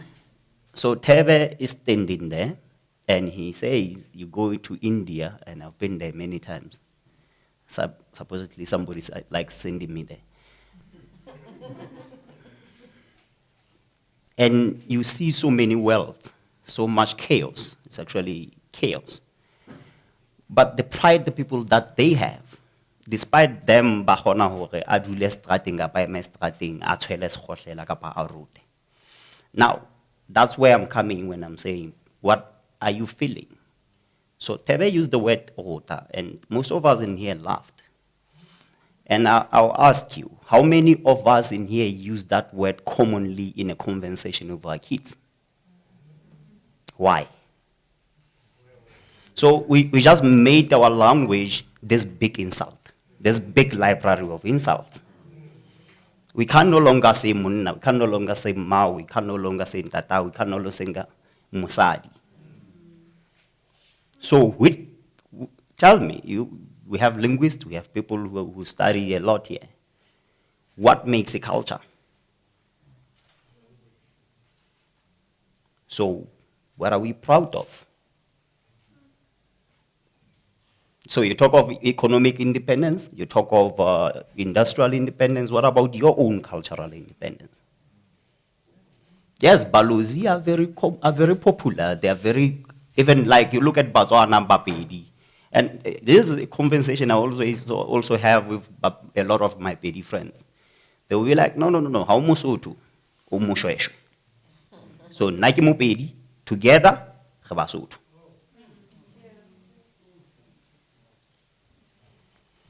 So I think we're going to have interesting conversations, and LNDC and our other colleagues in LTDC, everywhere else in Lesotho, I like the one saying, what are you doing where you are? Look at the story of now Ndatese Matekani being awarded for Forbes accolades, and he had another one from 2019 in Canada. But you look at the brands like Tangerine, Mammoth, the Vodacom Sekhametsi story, then you say Basotho have an opportunity. They actually have a certain level of competence. You, my friend, are in the call center business. You're a lawyer, and we have also compensations to say. Lesotho has so many things that people say about us, and we don't embrace, except the fact that they say we're good strategists, which I don't think we are. Because if we were good strategists, we wouldn't be here, would we? We'll be having nicer conversations, maybe each of us driving another brands which are not ours, maybe the Rolls Royce and flying around. The silence in the room says you've just blew things out of the water. So, thank you so much for that. You introduced a very interesting concept, the feel-good concept. And I'm glad you brought it up, because earlier this week, I attended the Nation Brand Forum, the South African Nation Brand Forum, and Simon Anholt was saying the countries on the Good Country Index, there's this Good Country Index, are actually at the top of the index, not because they do good marketing, not because they have a nice brand, but because they make people from other countries feel good. That is, countries at the top of the Good Country Index make some contribution to humanity and to the world. I don't know what you can add on to that, Ikalafeng. It forced me to really ask myself, what is Lesotho contributing to the world? We have a big one. Yeah. Thoughts, Ikalafeng? No, I think the challenge that we have as countries in the continent is the lack of confidence in what we have, in ourselves first. Because once you have a sense of confidence, and I'll build on that to answer your question in a minute, and I want to build on the point you made. Ngugi wa Thiong'o spoke a lot about it. So in 1977 or so, he stopped writing in English and started writing in his home language, not Kiswahili, his yeah, not Kikuyu, it's another language, but whatever it is the Kenyan language, and he said, and he then also started translating his own work into English, because he said, I must start first where I am, with what I understand, because I will express myself correctly if I write in my language. He says, because the language that is mine contains everything you talked about, the culture, the history, and all those. And the mistake that we make is, and why we are not so proud of who we are and what we have, the mistake that we make is we then start elevating other languages above ours. Because what he says, if you can speak English better than you can speak your home language, then you are colonized by the English. So we need to start there first. Because once we start there, then we will also be able to look at it and says, Nacheka Mosotho or Moshwesh, what is it then that we do well, that I can take pride of? Because then you'll see the good around you. Because you see, as soon as you think outside of your culture and outside of your language, then you cannot see what's in it. But as soon as you accept who you are and be proud of who you are, all of a sudden, that which surrounds you becomes elevated. And as a result, you are then able to say, but this is my contribution to the world. So we're able to look at that. Because like you say, let's come to these blankets, which we were gifted. this could have been what we are exporting out to the world. This is what we're doing. So my one friend who's an IP lawyer in Kenya was explaining to me when I was doing my law paper on IP, and he was saying to me about the Maasai. And he said, you know, Thebe, today, Louis Vuitton is paying Kenyan Maasai a percentage of anything made out of Maasai, or even the reference. They went to as far as in India, where they were making Maasai shoes, and they went and reappropriated back their rights to that. And they say that Maasai is ours. This is what we contribute to the world. If you want a share of it, you must pay for it. So I probably perhaps cannot answer what is it that Lesotho is contributing to the world, but I can certainly say there's 55 countries, and there are 55 different countries, and each one of those countries has got something to contribute. And that which they contribute starts with who they are first, because that's what makes them different. And once you've accepted that, and once you own that, you're able to see your strength and your contribution to the world. Absolutely. So we do have something to contribute. Everybody we does. just need to. There's nobody useless. God does not create useless people, because every single one of us. There's some fires out there. But you know, and when I say so for example, even a street sweeper is not useless, because a street sweeper is contributing to the cleanliness of that. A street sweeper is contributing towards relieving you of the need to worry about that, so you can focus on something else. Yeah.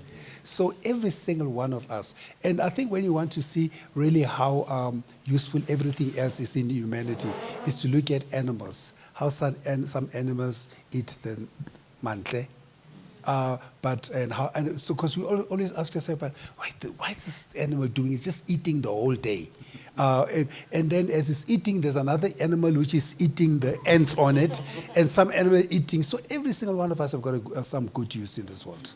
Every country does as well. Fantastic. Thank you so much for that. I just want to pivot to you, Ikalafeng, and talk a little bit about the investment side of things.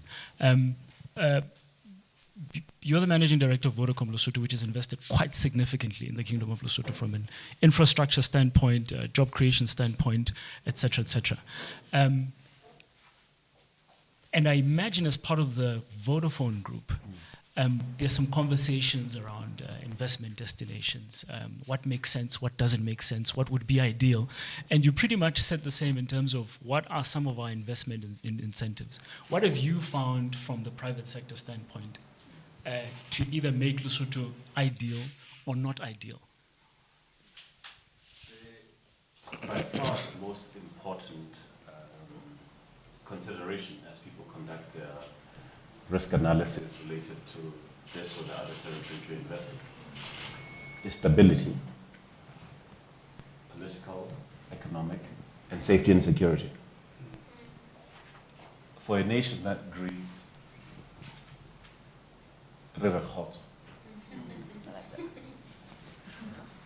as the door speaking to, but that's a significant attribute which Lesotho had ownership of as a way of doing things.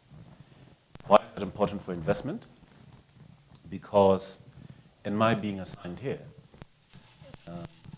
if there's a sense that I'm not safe here, Vodacom will want me out of country because they don't want to tell my family that I was killed randomly somewhere and nobody knows what happened to me, but somebody's out on 1,000 rand bail, have taken a life.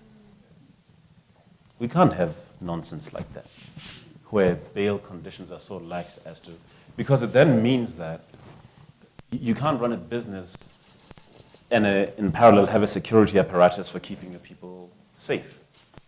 They won't be at their best, you won't be at your best, and your cost structures are going to become a mess, which is one of the things that we battle with as a business, the vandalism of some of our assets, you name it.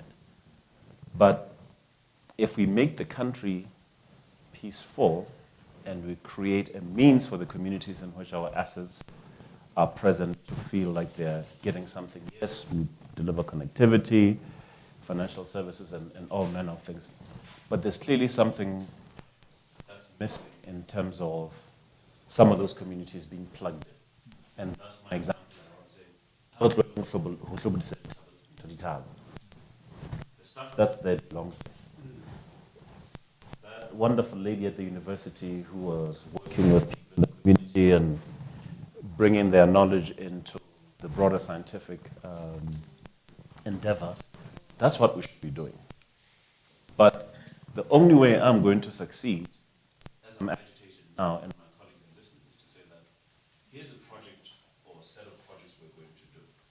We'll build the platforms on which all of the ecosystem where all of that economic activity can be conducted and it can be made visible to a wider group of people so we can export. Exports grow, people spend more on our platforms, we make more money. But that discussion is about capital, which is finite. It's either I'm going to get it, or my counterpart and colleague in Mozambique, or Kenya, or Ghana, or wherever else, or South Africa for that matter. Because the business has to say, on a risk-adjusted basis, where are we going to get the best return? The return is not an issue. Yes, we have a small population, so it becomes difficult to build scale sometimes. The risk goes up, return expectation goes up correspondingly, it affects prices, it affects a whole range of things. So Basotho pay in every unit of something that you consume. We pay for the risk premium that attaches to this country. To escape us. The opposite is happening. But it's one of those things which is controllable. Because what we should be having is a discussion with LNDC that says that, okay, here's where we're going next. And that Demona should be chasing me like I was an attractive somebody. Here's what we can do to help you in terms of the parts of your value chain that you want to deepen in Lesotho. Here's the starter pack of capital and other infrastructure that's going to allow you to be able to do that. I'll put in a couple of million to your few million. I'm pitching. Software engineers, all of those skill sets that we have too little of. And to also then say, what I'm also going to do is to create an opportunity working with the pension funds that should be investing more in Lesotho, where I'll provide a layer of immunization so that they're able to tag along and to crowd in with you in some of those endeavors that are going to be capital intensive. Because I can then take that to my stakeholders to say, okay, I need 50 in the Maluti. The other 50 is going to be sourced locally, which makes it less of a hit for you. So if you give me R1 billion, you will get the impact of 2 or more in Lesotho because I have a country that welcomes me as an investor and somebody who's running a business, and they will work with me to do that. Yeah. And he might say, but we don't have the money. But you do. Dispose of your assets. You're a portfolio investor, you're supposed to catalyze. You're not an asset manager. Get out of owning those assets.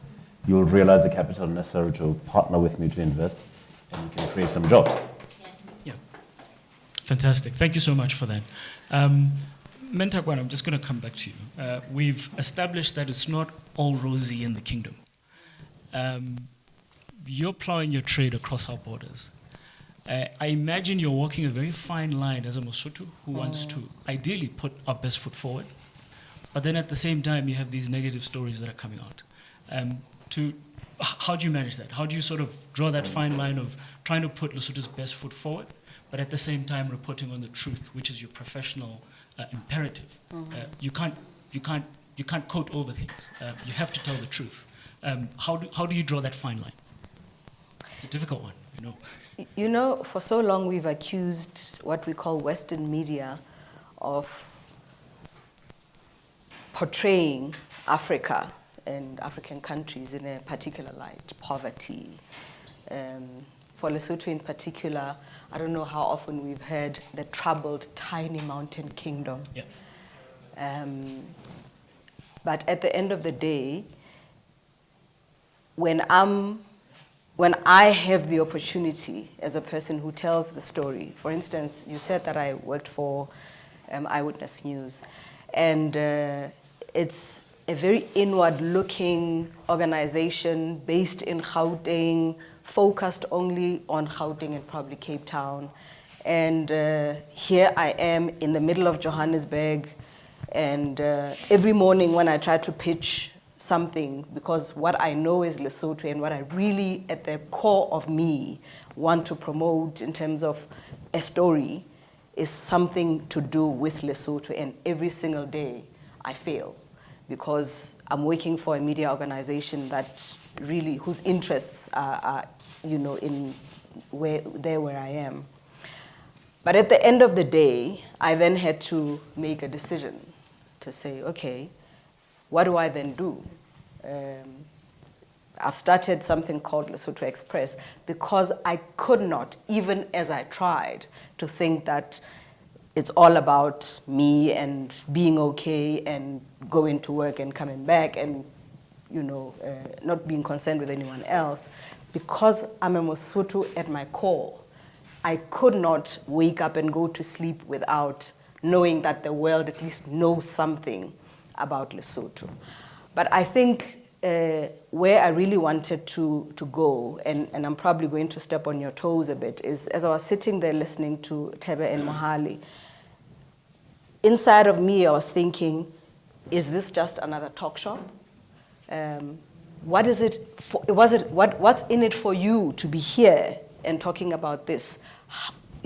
When we say that we've succeeded by having you here on Independence Day talking, what will we see happening?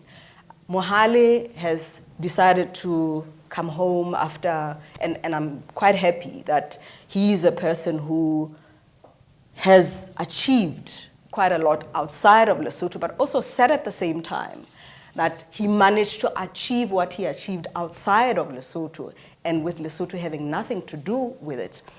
So my question as I was sitting there is, you, me, when we say that this day coming out on waking up on a holiday was worth it, for us to say it was worth it for us to wake up early on a holiday morning and come and sit here, what will we have done?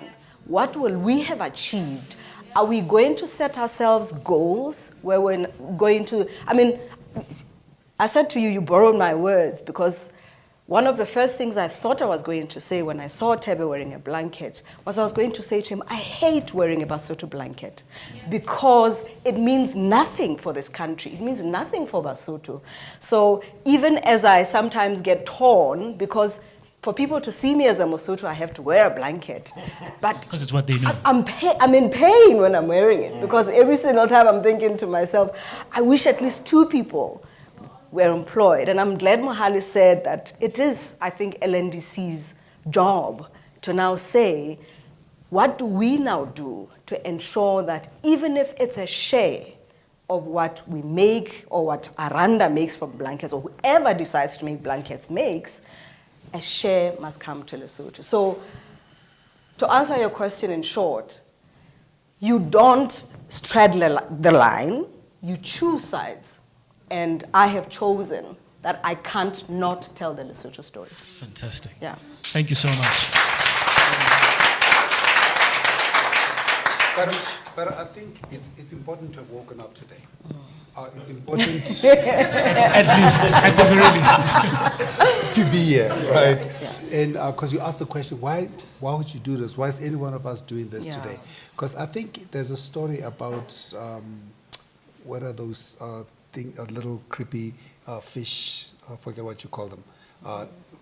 So someone was watching one throwing one into the ocean. You know, when the water recedes, then they're all, not crabs, but one of those. But they were dying outside. Yeah. So there's starfish. Yeah. So they saw somebody throwing one, and they asked them the question, why are you doing this? Do you see how many there are? And it says, each one of us picks up one and put it back in. Ultimately, all of them will be saved. So we're all here doing our little bit where we are in many ways. I think the key is what was said earlier, or 2 things said earlier actually. One is, Mohale did not say, you LNDC must do that. He said one important thing to me. He said, I'm going to bring in X, you bring in Y. Together we're going to go further. So if just out of this meeting, this leads to that one thing. We are moving this needle forward. Good. Because I think what is clear is we cannot depend on the politicians because they're the ones who've polluted Khoso. Because you know, I was sitting next to Tate on the ref, he says to me, whatever Khoso, he says to me, Khoso is what we have, not the politicians.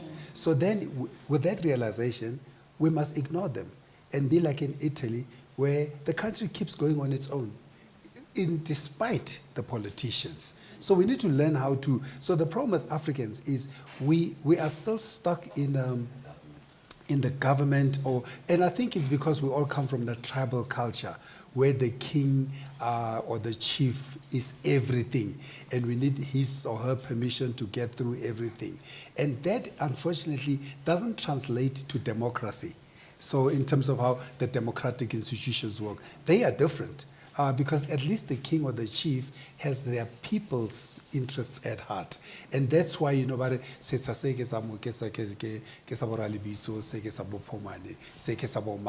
share. They say, yes, I may have the big piece, but I've got a piece for everybody. Politicians don't think so. Politicians think, that's all of mine. Are you with me? So unfortunately, because we have so much trust in politicians, because we think that a politician is an upgrade of a chieftaincy or a tribal system. That's why they disappoint us. So we are here today for that reason, that each one of us are going to do something. And that's why you started Lesotho Express, right? So that you can express from your end and contribute to a positive story about Lesotho. And that's what we also need to do. We need to create the tangible things. So you did not say that I'm going to sit in my corner and bitch and whine. You said I'm going to sit in my corner and create a channel to communicate and tell the story. He's here and says, I'm not going to criticize Lesotho from South Africa. I'm going to come here and see what we can do from what I do. And each and every one of us, that's what we do. That's why I started the metric, Brand Africa 100, 10 years ago, 11 years ago, not because, so that I must stop complaining. I must have a metric that gives me an idea of where are we now. Because you see, that's why they say what gets measured gets done. So if you don't know where we are, so today, you know, we spoke about those symbolism, about what does it mean to be Lesotho. Wale spoke a lot about how we're moving across the value chain, you know, from just creating awareness all the way to conversion. Those things require metrics. If you don't have metrics, you can't move forward. And that's why we are here. We're here because we're putting the agenda on the table. And we are doing this, and you can see there's no government official here. A lot of times people are waiting for a government official to come and do things. There's no government official here. We are all private citizens. Some of us work for SOEs, some of us work for private sector, some of us are unemployed. But we are here as individuals. That's what we do. But can Fantastic. Yes, yeah. please. Can I perhaps just clarify what I meant when I said that? I wasn't criticizing you, by the way. Yes. No, it's fine. But what I meant when I said that LNDC is supposed to, and not necessarily that Mohale said that. What I meant is this, that, and I said this at the beginning, that I believe that for change to happen, I have to effect that change.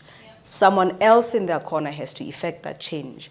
But it takes us realizing that it is within us. The power is ours to do that. And when we have LNDC, we have made LNDC.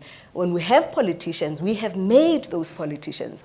And unless and until we decide that they must know that we are the ones, the people, who have the power to put them in the positions that they're in and that they account to us at the end of the day. And when I say LNDC, I'm not necessarily talking about the organization. I'm talking about the mandate of the organization emanating from us, the people. So I'm not talking about him. I'm talking about what we must tell him to do. So that's what I meant when I said LNDC.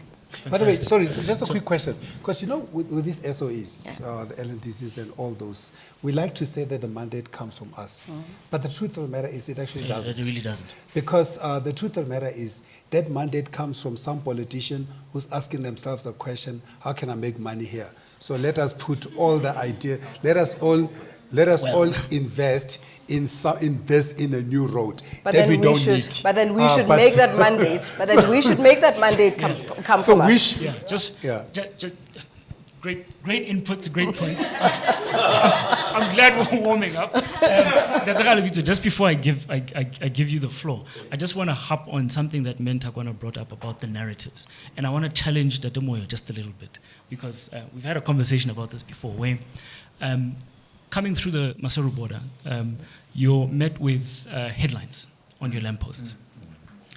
And one of these days I was driving through it, and headline after headline after headline after headline was negative. There's nothing to smile about. There's nothing to smile about. I really try to stop. I try Exactly. walking like this. Even as a Masutu coming home, you're like, okay. This is what it's like. I'm home now. But then, once upon a time, interestingly, I bought the paper because I was intrigued by a negative headline. But then I read the story, and the story is actually positive. Yeah. But the headline was negative. Silly. And then I wondered, what is this about? Dadomo, putting you on the spot there. Okay. And I can do this because it was your paper. So, you know, I'm a positive person. I'd really love to have very positive headlines. First of all, that's the reason why I'm here. The job found me. I love the country. I love the people. I don't even consider myself to be a foreigner. I'm an African first and foremost, and I would really love to put our best foot forward. So the thing is, first thing is, we've tried it before, have stories, positive stuff.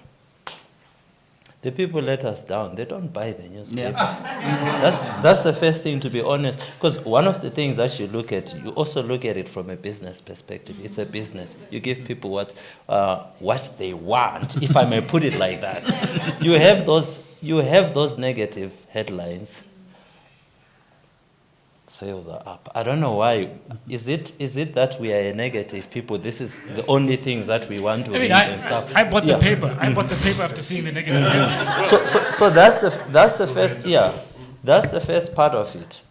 The second part of it is I get so angry. I get so angry on behalf of we call ourselves the voice of the voiceless, right? We put the story out there. We tell the stories on behalf of the public. Well, now they do have a voice because you got social media. You can also put up your stuff on social media.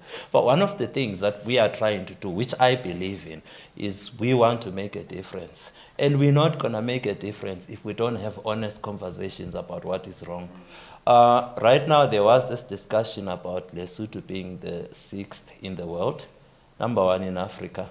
There's another, there's another statistic which puts us as number 1 for suicides, as well, in the world. So these are the kind of things that are happening. And sometimes you want to bring them to the fore so that there can be honest conversations about them, like we are doing.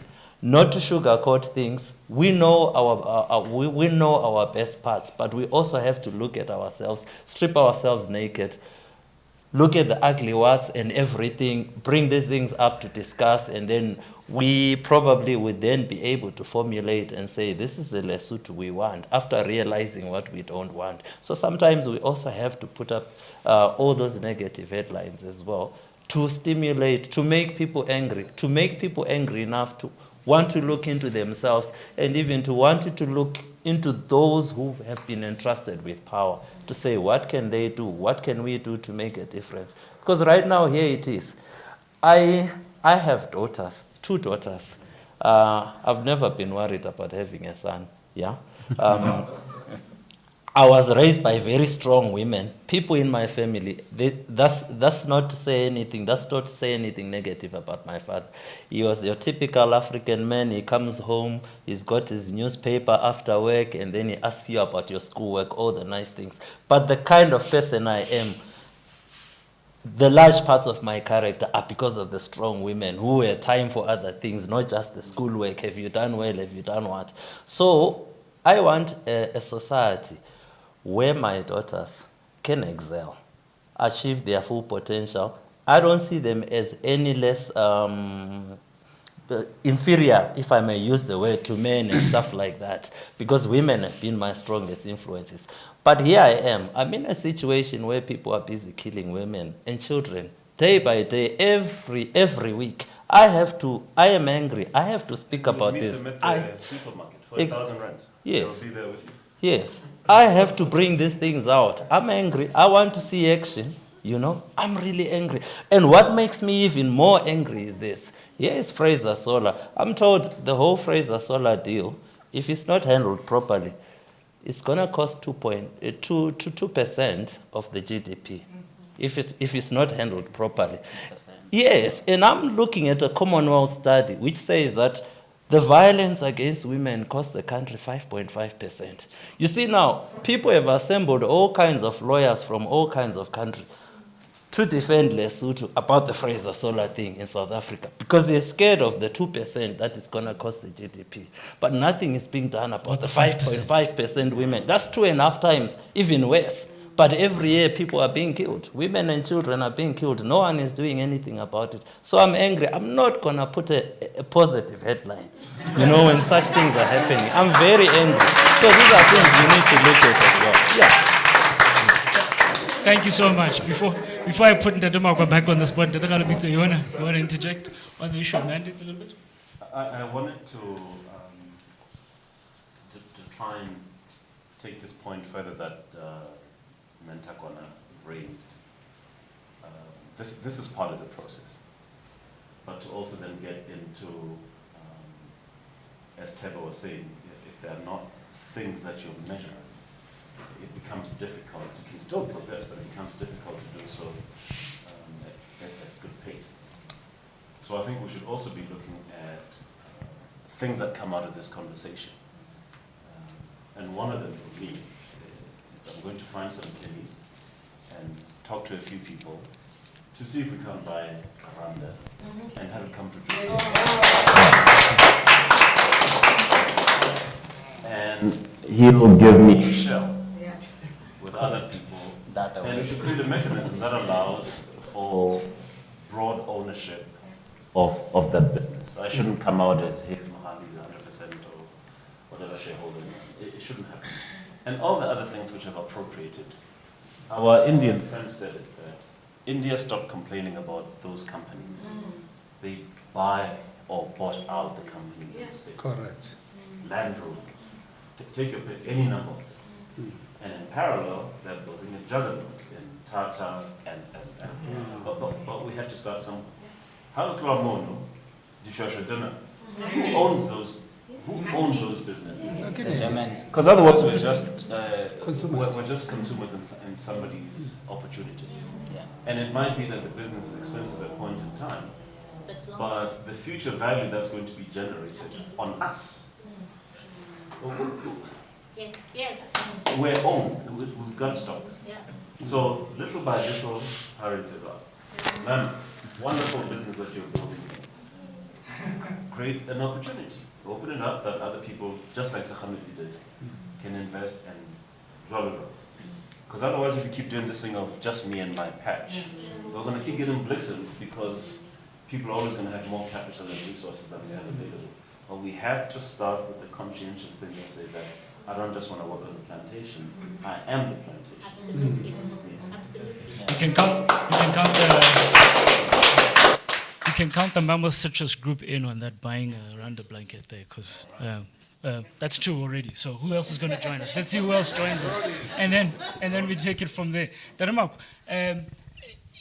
going back to the investment climate, Mentakwana spoke of the collaboration aspect of it.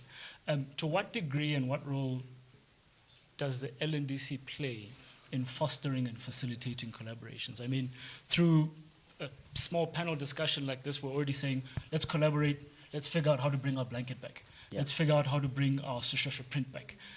To what degree does the LNDC play in facilitating those collaborations? Because you sit in a very strategic and central position, looking upwards at the entire business sector. Yeah. I guess this is one of those opportunities I don't get, where I have to explain exactly why I have that long title. Yeah, people are like, investment climate, Is it climate change? What are you doing? So investment climate reforms manager, the nation brand champion. A number of things that I throw around on my LinkedIn profile, and I think you've looked at that. And for me, it's about, we promise investors, we promise our people prosperity, opportunity. And that the title is designed for that. Build collaborations, find knots in the system where it doesn't work, and get the people together to work. So you mentioned exactly on the issues of my brother Moyo, on the issues where our legal system doesn't work. So you want to bring in money. Almost all the local investors that you can talk to now who have been trying to bring in billions in this country in terms of investment will tell you it's almost impossible to bring money here because of the rules that we have built on our central bank. Why? Yes, because we want to be known as one of the best performers on Basels. But who designed Basel? Is it for us or is it for Europeans? Do we need Basel?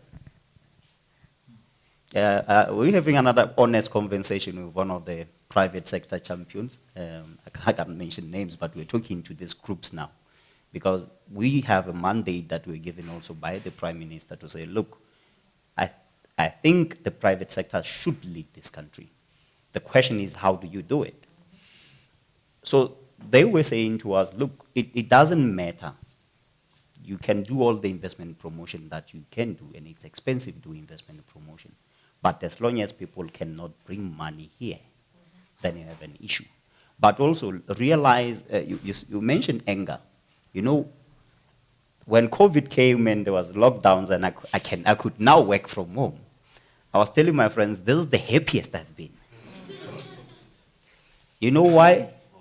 I'm no longer sitting 2 hours in traffic and listening to hooters and taxi drivers fighting over the road to get to work. You get to work, you're tired, you're mad, you're mean. And then you give bad service. And now, because this is where we talk about building economies. We talk about building industrialization. We talk about building the future. You talked about mandates. And interestingly, earlier I was reading on Kim Mohlomi when I came in here because when you asked me the question, what does Lesotho have to offer to humanity? Mohlominism.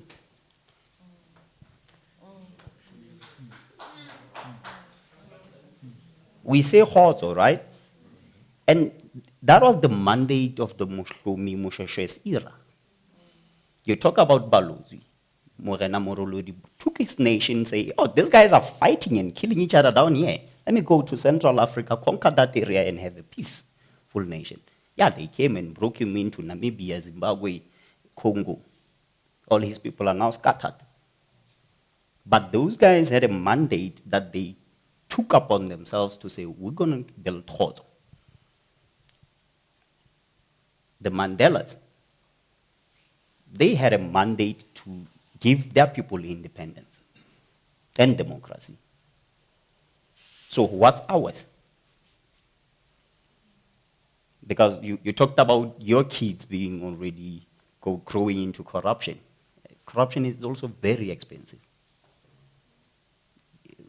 Because if we now say we need to collaborate, we need to build investments, we need to grow our people in terms of jobs, in terms of meaningful careers, in terms of also being happy doing what they're doing. Because most of us here, yeah, we earn, and you look at the lives we're living, you realize that we're always trying to reward ourselves for the hard, meaningless work that we do most of the time.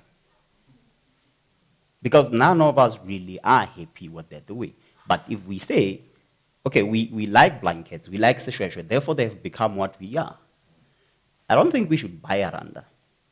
In fact, those Italians won't allow us to do. But we can build our own brands. So I think I'm happy to say maybe I'm the only one who's carrying a Lesotho brand. This is a Lesotho brand. Made with African leather. By Basotho. So you ask me, okay, can you get this guy a factory?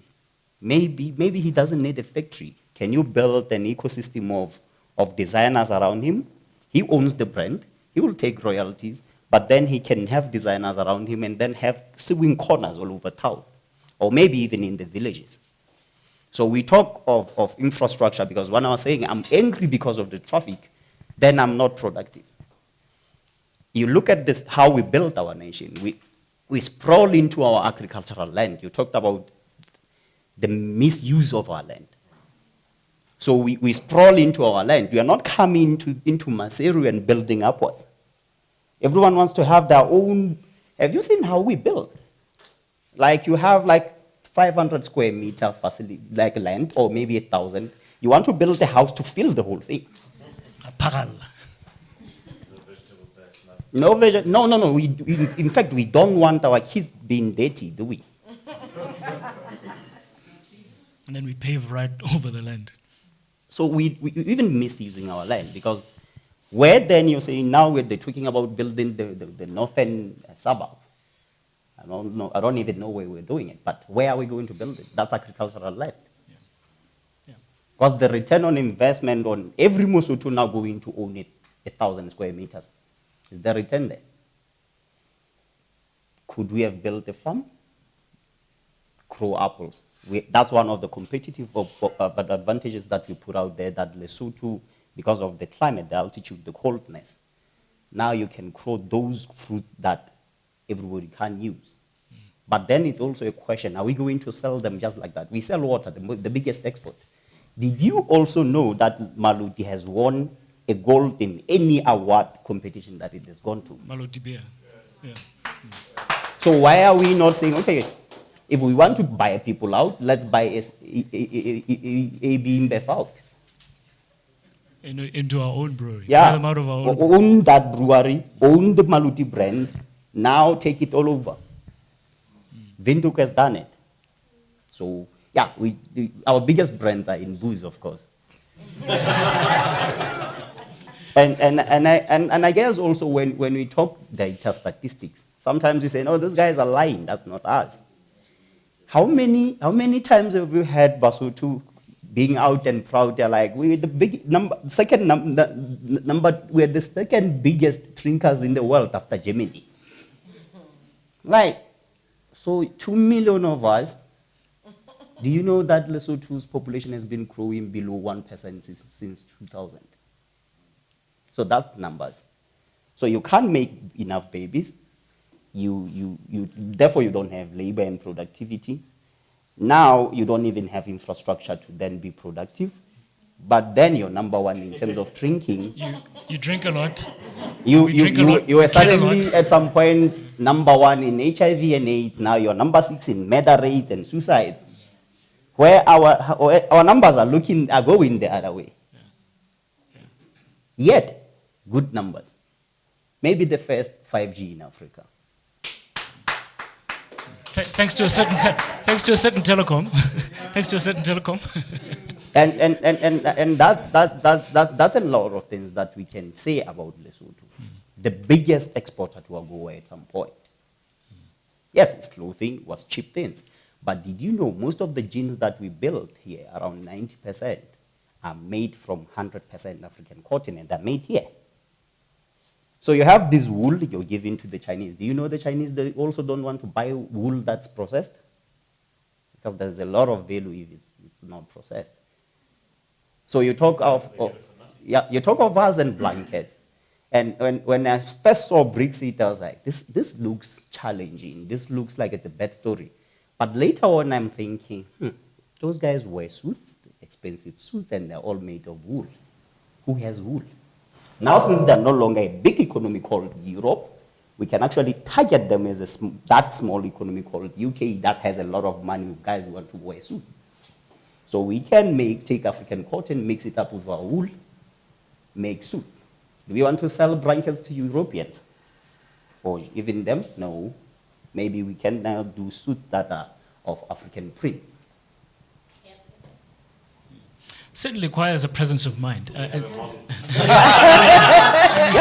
we have a model. It certainly requires a presence of mind. I'm going to open it up to the floor to ask some questions. I think it would be unfair if we didn't do that.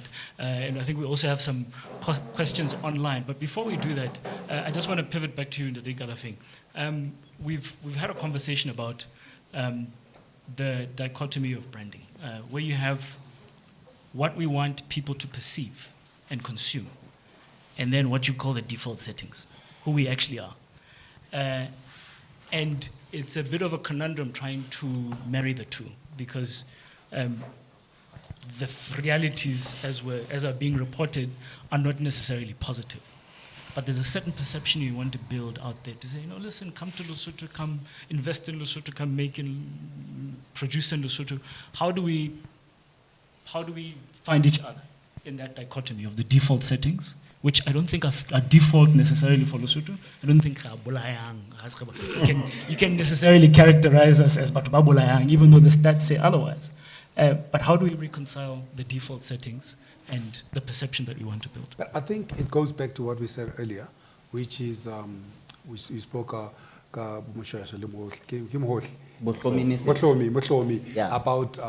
courts and all those. Because to me, at the default setting of Lesotho, to be peaceful and proud people. Yeah. Yeah. So that peacefulness and that pride. So it's really about reinstilling that again. Because to me, that is the foundations of everything. Because until you get all that right, nothing else is going to work. Because if once you are at peace with who you are then able to make a whole lot of other decisions. And it's going to impact a lot of decisions. The decisions about getting back our blanket. And I mean, we may disagree or disagree about how to get it back, but I think somehow you need to get your blanket back. But you're only going to get it back if you get Basotho being at peace with or rather Kobe is made up of our identity. So we may not buy the company back, but we're going to get our identity back, and we're going to tell Basotho, you don't buy anything made Aranda anymore. You buy something called Ralibizo. Are you with me? Receive. No, but you know what I mean? Because the problem that we have is that how we are as people. And I'll use a South African example. A young man, Tepo, started his jeans. Yeah. And then when he sold those jeans for 599, and all over social media, they were going, nna ke tlo reka jean ya Mosotho o bitswang Tshepo o ke hotseng le yena. Like I can't buy something called Thebe, Then an outsider came in, Meghan Markle, and then bought a jean for herself and her son, Prince Harry. Archie. Immediately after that, Tshepo tripled the price to 1.8. And then Basotho South Africa were complaining, but Tshepo, you don't have stock. We need stock. Because somebody outside has validated what you have is good enough. Yeah. So what we need to get back to us being proud of what good enough is.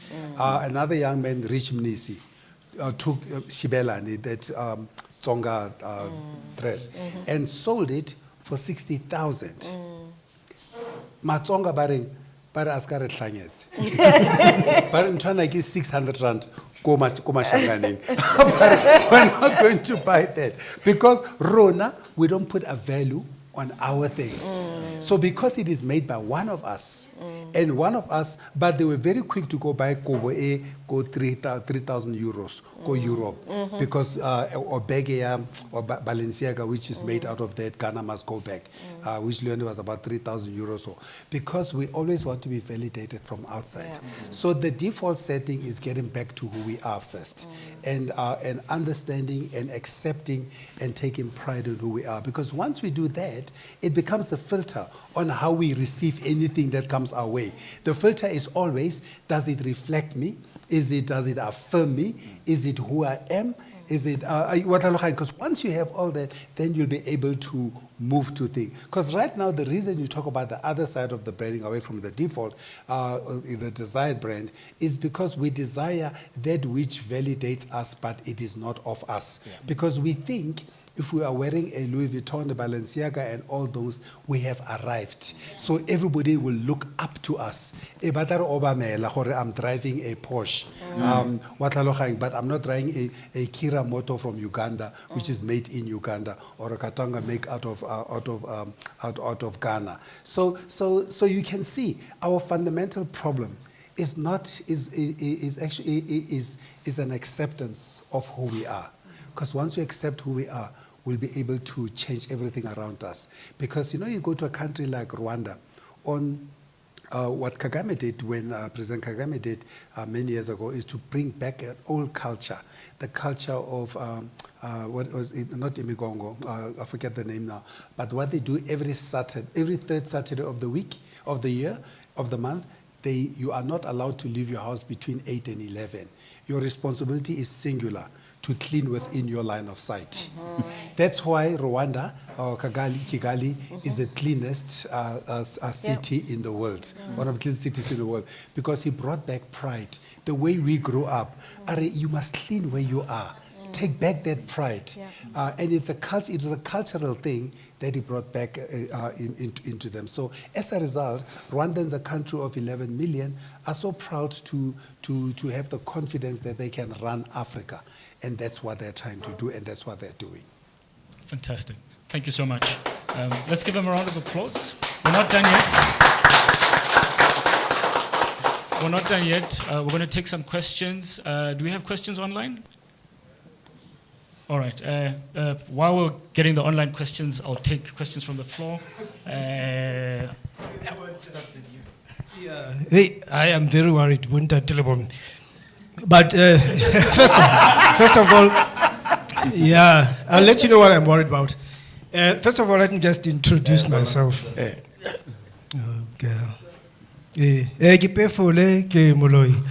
a marketer. I'm a marketer. I'm really very happy, and I think I owe a big debt to Mammoth Tangerine, because they know what to do. As a marketer, sometimes you don't know where you belong. And then all of a sudden there's this forum where you feel at home. Yeah. So I'm glad to meet a lot of people that are creatives, that are marketers, that are brand people. So now I can talk. I can actually vent what's inside. Finally, one can actually vent. Yeah. Just a couple of things before I ask my question. There are certain people that have mentioned things that have always been in the back of my mind, but I often try to express myself to a lot of people. But I can tell we have a meeting of the minds here, because the things that I was musing about and I was thinking I was going to express myself about those things, they've already been expressed. Yeah. So I'm like, yes, this is the place where I needed to be. This whole thing about Lesotho, our culture and our pride, and also the fact that we seem to be a bit invisible and insignificant in the great scheme of things. I felt this years ago when I was an exchange student. When you're an exchange student as a teenager, you're supposed to represent your country and give them a feeling of what it is to be a Mosotho speaking Sesotho from Lesotho. Which is the one thing that I said over and over and over again as an alliteration. So it flowed out of my mouth. So everybody that I came across got to know this. A Mosotho from Lesotho speaks Sesotho. But one thing that I can't get over those many years is the fact that we are so insignificant that if somebody asks you a simple question, where are you from? It doesn't have a simple answer. You have to come up with a whole essay to explain what Lesotho is. They will talk about Mandela, they talk about where, they talk about Soweto, they talk about... Somebody even said to me, oh yeah, I know somebody in Uganda. And I'm like... And another analogy that actually brings this to mind is, if the essay can't work to try and explain or define where Lesotho is, even trying to do it physically is a little bit difficult, because I would take a globe And then I'll try to point out Lesotho. I said, no, it's over here. This is South Africa, this is Lesotho. But you'll be pointing at South Africa because your entire finger will be covering Lesotho. So, yeah. No, I'm getting to the question. And just to get to the question now. Yeah. It was my time to kind of vent a bit. Yes. So just to close this so I can get to the question. When I went back again into 2004 and stepped onto the airport in Perth, you know what happened? I got detained, and I simply got detained because the immigration officers thought I was making up a country. Literally. Lesotho was that. I almost missed a flight. But anyway, this is really important because I've been wanting to vent it out. But my question has to do with this elephant in the room. I don't know if anybody's actually seeing it. How can we actually talk about independence and talk about, that whole topic without actually talking about what our independence is all about? We're being independent from what? And often, when it comes to this day, I often say, what have we got to be excited about? Do we feel like we owe a debt to our colonizers for having finally allowed us to be independent? So I want to leave that with you. The question here is this, the elephant in the room. Why are we actually talking about Lesotho and how we brand ourselves and assert ourselves out there without actually talking about what we are proud of? What am I saying?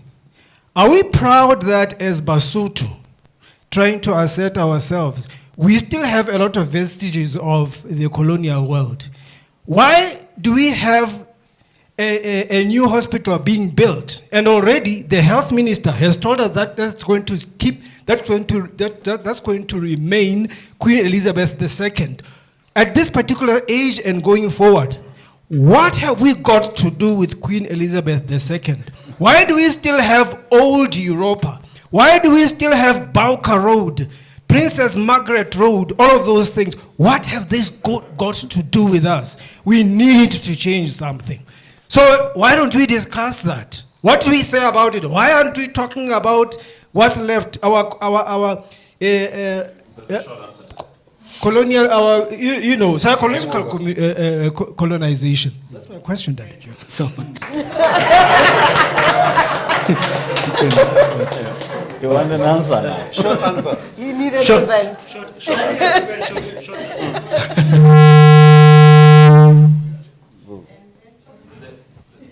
And you broke the mic. The short answer to your question relates to that last bit, prosperity. We haven't invested sufficiently in growing what Lesotho is. Never mind what being Basotho means or should mean. We have no prosperity to show since '66, not meaningfully. Because if you were to go back in time and do all the calculations, you'll find it to be that we're still poor. Lesotho's wealth as a country hasn't increased. And the lack of increase in wealth is less to do with the absence of wealth than the systematic looting and consumption of that wealth.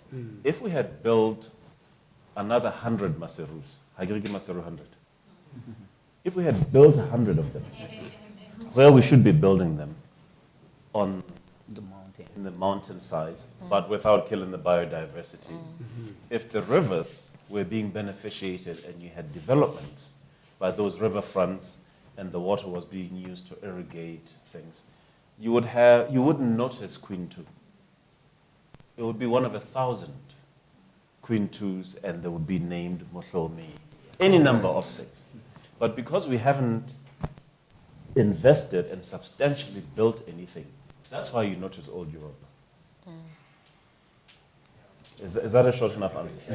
And because, and in addition, when we do open another hospital, we go to Queen Elizabeth with the open hand. And then Queen Elizabeth are on condition, you name it after me. So until you create your own prosperity, you cannot write the terms of how it should be spent. Yeah. So unfortunately, that's where we are as Africans. But what speaks for posterity is even worse, because we are leaving the wrong legacy for the next generation.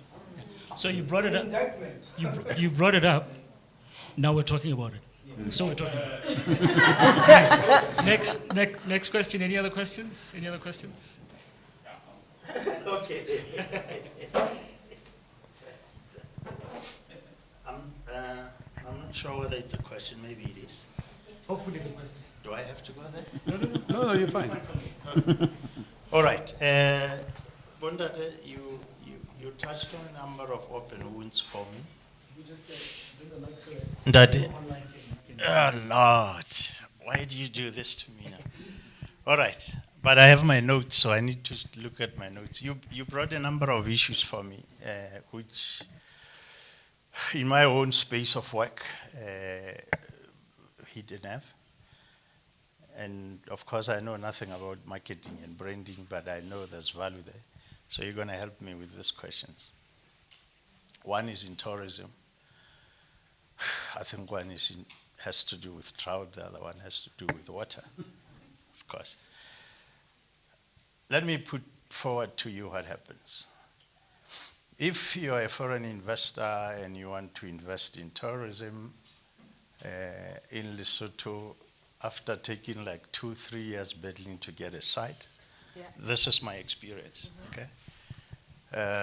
2-3 years battling to get a site. The first thing that you get once you have a site, they'll tell you, okay, now this would be tourism. They will tell you, okay, sir, build whatever it is that you want to build there as an investment, but once it's built, we will then assess whether we can license you for tourism. Okay. Why would I bring my money into Lesotho? You see, that's the first problem. The second problem is, because at that time you don't have a business and a license to operate, you cannot write off again your taxes. Why would you bring your money here, you know? So we need a rethink. I know we said there are no public service officers in here, you said that. Yes, perhaps there aren't. But how do we then mobilize foreign investment when we have impediments to investment as a country? Okay, that's the first question. The second one relates to trout, and I'm happy you had trout, of course. You know, the people that are more of the brand are South African more than Basotho. And I'll explain why. I know some Basotho would say, no, we eat trout, no. Of course they do. But if you get into a Woolies, or you spend enough time in any Woolies, you would hear that, yes, they are looking for trout, but they are looking for a trout with a Lesotho flag. They recognize brand. We don't recognize brand. And you were saying, what, think local, act globally? Was that what it is? For us, it's like, Mosotho habo kwe habo. You have to go outside of Lesotho to see the value of the country. But you can appreciate the value of the country while you are inside of it. I mean, now again, how do you then brand Lesotho for that product without having to go outside of Lesotho and do it there and hope we will follow through? The third one, which is very interesting, and every time there's a negative thing about what, I'm always getting my friend from South Africa sending me a clip, so I have another one. The one that is going around now, which I think a lot of you have, it's something like Lesotho has been happy to dump water into the ocean for the last 4 months, while they are getting South Africa to pay for it. It's true, but it's not true. But it is selling because it's going around. And yes, that's what we want to hear.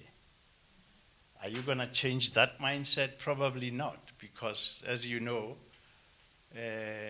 what will always sell is what is negative. There was one year, I remember, I think it was November and December, when everybody was receiving negative news about Madi. And it was all over the place, and I was getting calls and calls. I wasn't getting a call because there's a discount. I was getting a call because I'm a racist. Yeah. Somebody in Lesotho decided, okay, I don't understand why over the weekend we go up there when there's 100% occupancy on the other side of the lodge. And I see the 100% occupancy is all white. And I'm coming in for lunch over the weekend, and I'm going to another building. This guy must be a racist. Okay? And it trended for 2 months. That's what we want to listen to. Why? I'm done.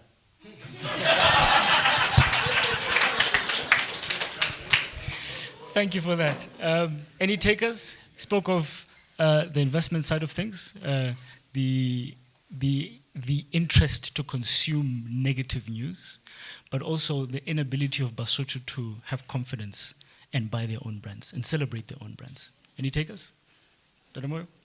Yeah, maybe from a media perspective, I would like to challenge people because we do have, like it has been pointed out, we do have lots of negative news in the newspapers. But I would also like to challenge people. We are looking for people who can write, who have got strong opinions to put out there, who are experts in their fields. That's part of what we can do to reconstruct the narrative to make it positive. The space will be there in the newspaper. You've got good news to tell. You are an expert in your field. We'll give you the space. Because those are the kind of... we are actually looking for people to speak authoritatively on a whole lot of issues, you know. You talk about investment, you talk about personal finance, you talk about all those kinds of things. I'm a news person. I'm not an expert in those things. But if they are experts, come in. We'll give you the space in the newspaper. Tourism, you talk about Madiba Lodge, you talk about whatever, all the other places you talk about. We'll give you the space in the newspaper. Yeah? We're interested in doing that because we want to, in as much as we still have a market, that would die if they didn't see the negative news. But we also want to bring out this positive. Yeah, yeah. So we'll give them what they want, but we want to grow the positive story, to say this is our own contribution as a newspaper, to say how can people invest in Lesotho? How can people come? We'll give you the space. We've got no problems doing that. We'll give you the space in the newspaper. We'll give you the space in the multimedia. We will take... If you allow us, we'll even take people to see the different rooms now, because now we can do without actually getting a license from the government to start a TV station. We can do it online. We can showcase what it's like. So I think, yeah, that partly is a thing that we need to be doing. We need people with knowledge to be coming through and saying, you know what, we want to write, we want to tell a different story. Those voices are more than welcome. The space will be there. Great.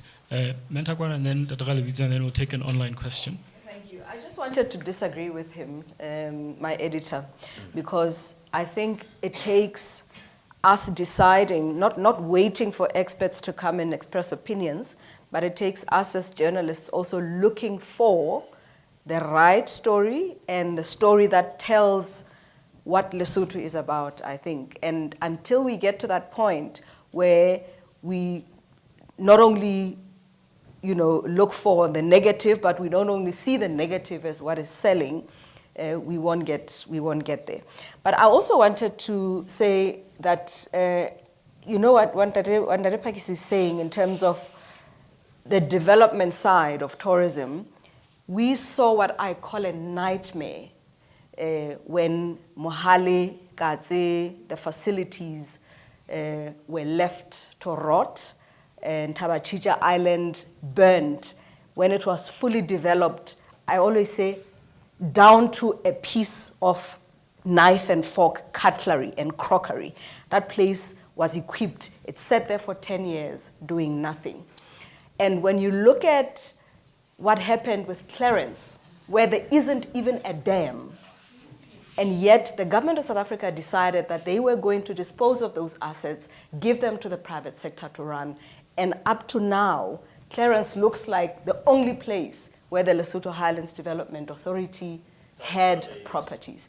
So I'm just saying that I honestly hope, and I'll go back to my beginning point, that it's not up to the government to make the laws. It is up to me to make sure that the government makes the laws that will make sure that Dr. Phakisi's investment happens as quickly as possible in Lesotho.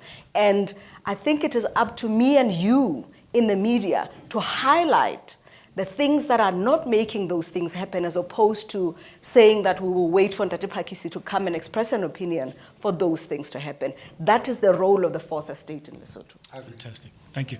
Dr. Galabitz? I agree with both of them.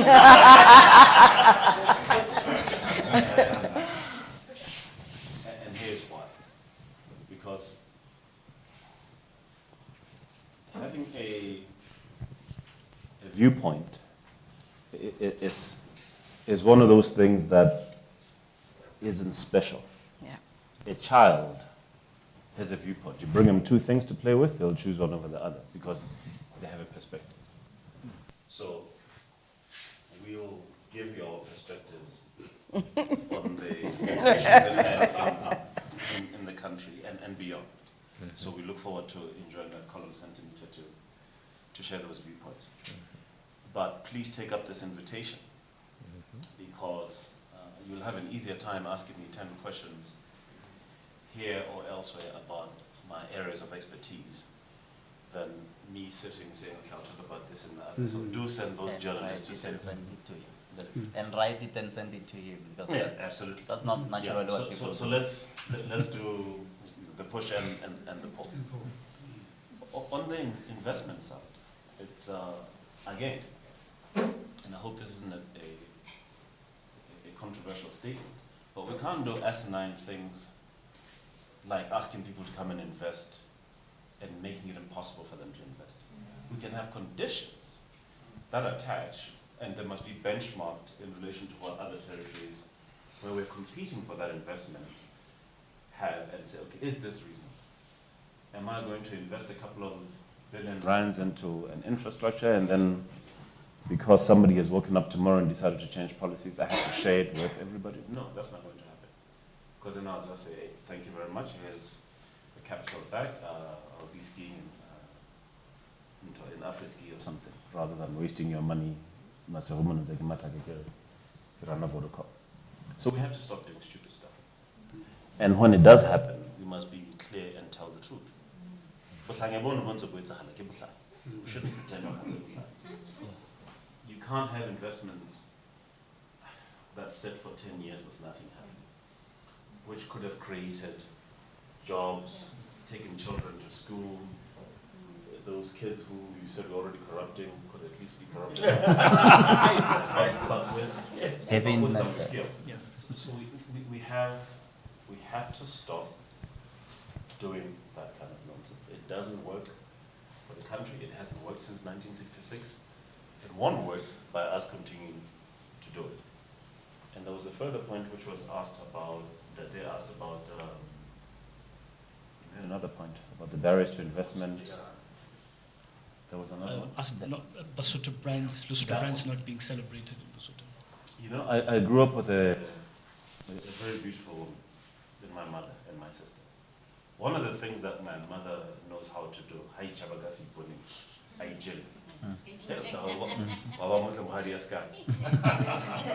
and it's objective, it's true. But that's what she projects out into the world. Correct. And from that positivity, she looks for good in other people. We have to put that in the culture. Because otherwise, it'll always be that we're confronted by our fabulousness from outside. By which time it might be too late because we'll have done damage to ourselves and to our children. Because we'll put that lens on them that says you're not good enough or you're inadequate in something. We have to build that. This pull him or her down syndrome that's become part of Basotho culture has to stop. African culture in general, actually. It's not going to get us anywhere. Those inferiority complexes that we lock ourselves into mean that it doesn't matter how skilled or capable we are, because there's nothing that's going to come of it. And by the time we see ourselves, we'll be lost to ourselves. Now, the practicalities of making it attractive to pick up a piece of fish or whatever it is that says made in Lesotho goes back to the fundamentals of quality things. If we make good clothing, good you name it, and it has the Lesotho brand on it, it'll become appealing over time for people to want to use it. But we also have to start to not get in the way. Because the reason people see the trout at Woolworths and possibly not as much as they should here is because in some instances it's easier to get it there. Because those people have clear standards in terms of what they want to produce. Correct. And you do it, and then they'll take it. More different story. Msakwana and fine. Where's my cut? Where's my cut? Something like Where's my cut? Yeah. Who won it? Absolutely. Where's your cut? We are running out of time. Like we should be doing. But how msebetsi wa bona ke tlo kopa moroho. Ha nna ntse ke tshwara tlhagafi ntse ke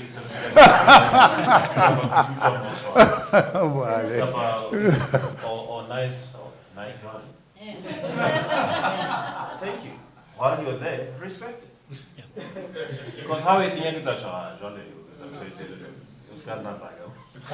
but we have to build, and it starts that small. And it starts with the point that is made about agriculture and how we use the land. The significance, separate from addressing our food security and nutrition issues, of how we use the land is that's how you build fundamentals in a human being. You can't not be affected by putting a seed and seeing something come and having to look after it. It'll make you a better person. There's a reason why we're always having to give, because we're not building people, we're not insisting. So for me, it should either be those high rises, or if those plots are going to be 1,000 or more. I don't understand why people are on 500 square meter plots and they can't be properly planned and the streets have no names. If you had more street names, you would see more Sotho names. But we don't have signs. And just to line that day.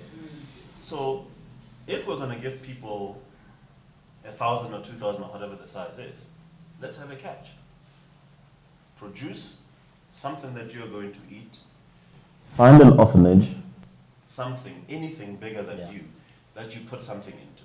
Then you can have all the space you want. But produce something. We'll build better human beings, and we might even get better nutritional outcomes. Fantastic. I'm going to circle back to you, Dademago. I just want to take two final questions, one from the audience and one online, and then 3 more questions. Great. 3 more questions. 2 from the floor and then 1 online. I'll start with you, Dade. Do we have another mic? If not, sanitize this one. I will project.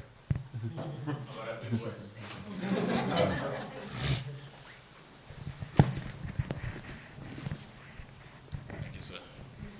Bitsolaka ke Kabelo Mollo. I'm station director at Sky Alpha HD, which is the country's first online radio station. Let me say how great it is to be at something like this, because this is the kind of stuff that we've wanted to do for a long, long time. And I think it's actually a failing. I'm telling my colleague to my right here that it's a failing on our part that we aren't your media partner. So look out for us next year. Just quickly, I'm going to go through these as quickly as I can so that I'm not making a presentation. The Lesotho Times during the the peak of the corona outbreak had 6 headlines that were of politics and political machinations. It was important, but it wasn't as important as what was happening in terms of the coronavirus pandemic the world over. I don't seek to throw you guys under the bus specifically because the other publications were doing it, but you happen to be the editor that sat here. So factually speaking, you guys had the opportunity to shift the narrative. You didn't. You reverted to type. And I dare say that then created the monster that is what people require. Dade from the LNDC makes a very compelling argument about sending our wool to the UK to have suits made. Great. But how are you going to encourage Basotho to do that when they own no part of the value chain? They own perhaps the bottom end of the value chain. How does that look like something that might interest me as a Mosotho when really I'm a bit part player in something that's going to go and earn somebody a big part? Ikalafeng makes a compelling argument that there's no government individual set there. You see, part of the problem that we have here in Africa is that legislation is so far behind that you actually need those guys here every time we have a conversation. And Data from the LNDC made a compelling argument again about the beer, owning the beer brand. When I first came to Lesotho, we wanted to do individual breweries. We wanted to do, it was at the time when craft brewery was the thing. We have a small brand called Basotho Heart, it's ginger beer. And we wanted to say, okay, can we move this up and become, all of the legislation doesn't allow for that. So we have this great idea and we have the passion to do it, but we can't do it because government isn't going to allow us to do it. It is the same, by the way, with Ntatekoweli's trout, it's going to be the same with the marijuana. The legislation isn't going to meet what the people would like to do. So unfortunately, we have to have these people sat on our panels. How do we move beyond that? That's all I have to say. Thank you so much.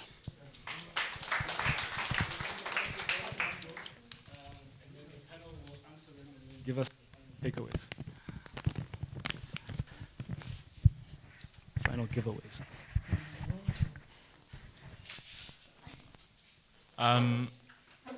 Ka lebitso ke Tsukunyana Matete from the City Hub.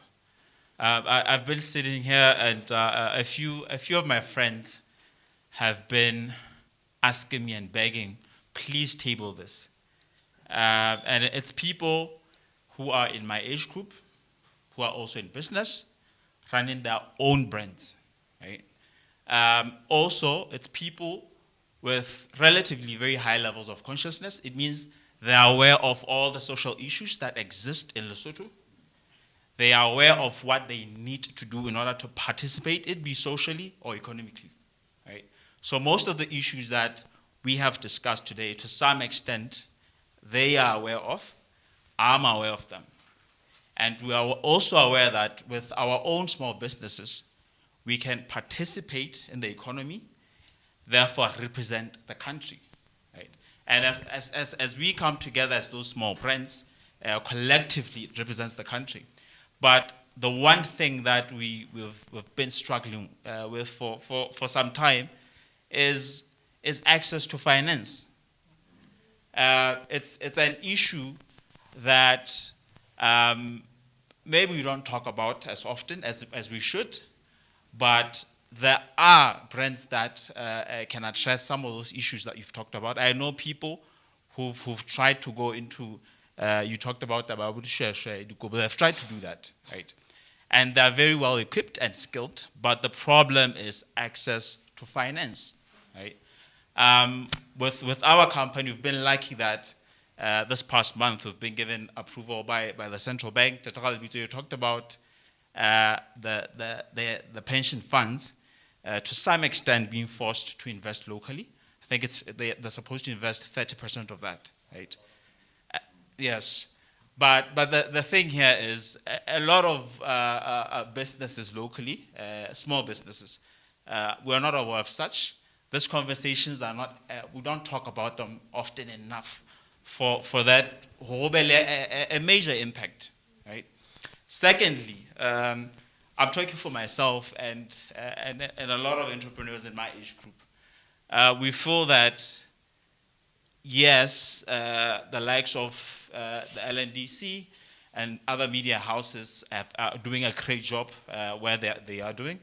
But in terms of passing on the baton to our generation, but the two generations don't understand each other, right?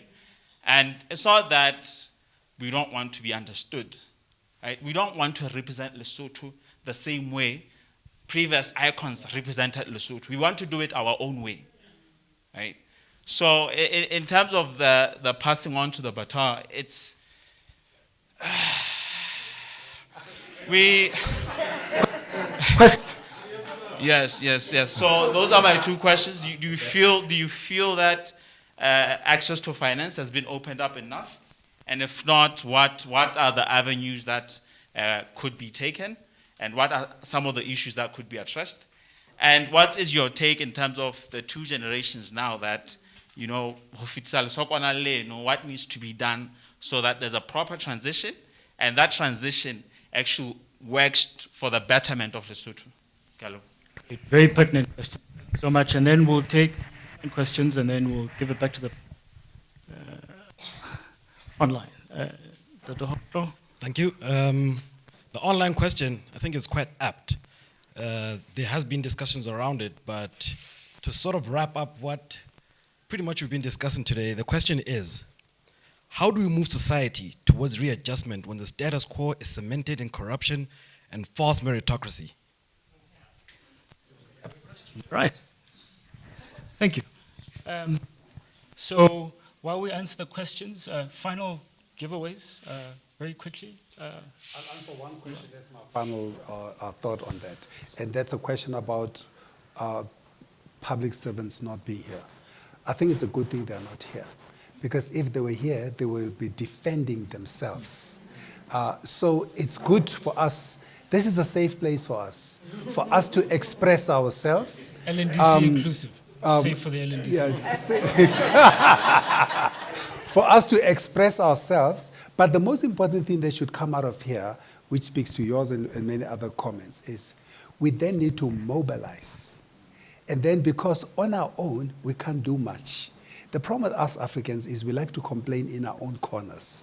What we need to do is we need to realize the power of coming together and mobilize out of here, whether it is business or small businesses or whether it's sectorally and all those, and then go and demand our rights. See, because otherwise, because we go one-on-one, they actually can't listen to one-on-one person. It's easy to dismiss one person. But if all of us here, let's say, for example, let's say it was broadcasting, for example.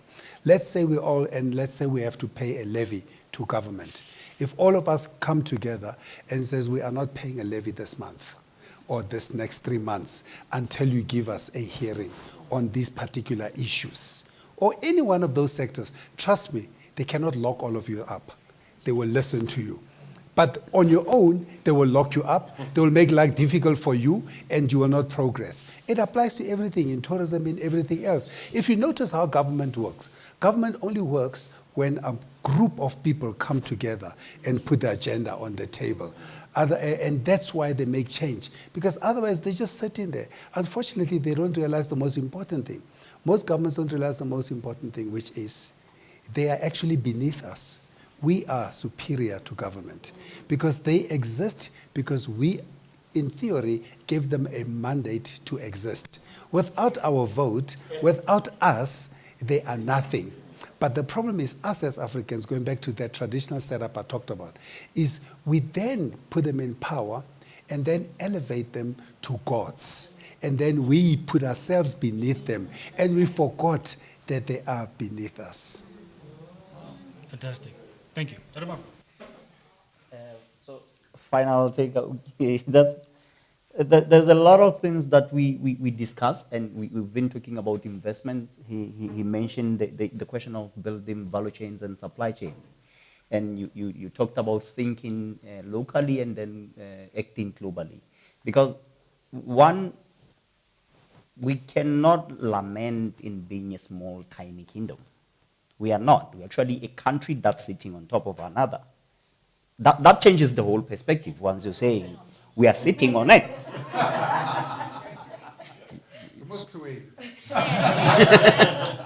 So I think conversations like this are really important. But like we're all saying, it's all about what we do and where we're having conversations, because conversations need to move. I'm imagining this morning I'm coming into here early in the morning. The driver keeps changing radio stations, and all that's happening there is talking politics. So these conversations are not happening in the wider public. He talked about information that's known to those who are conscious.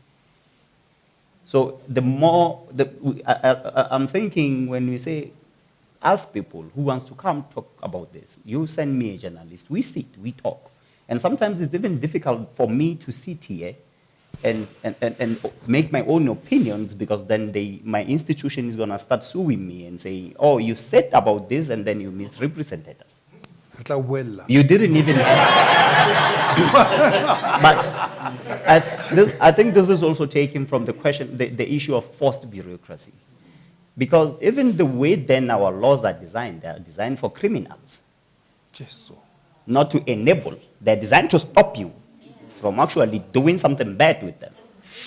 They are not designed to enable you. So logic is working the other way around. So it's like the way we talk about Lesotho water, and I'm like, why are we not even the world-renowned specialists in terms of water management? Have you seen what happens in Maseru when it rains?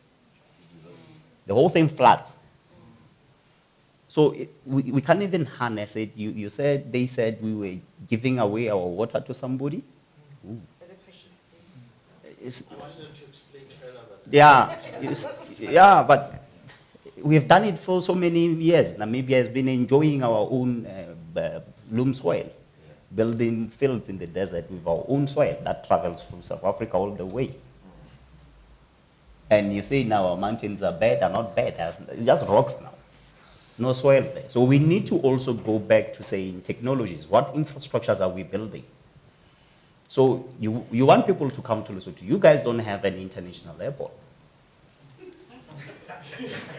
In the meantime, I'm not saying you guys like I'm not here, I'm here. But believe me, I'm one of those people who believes in migration.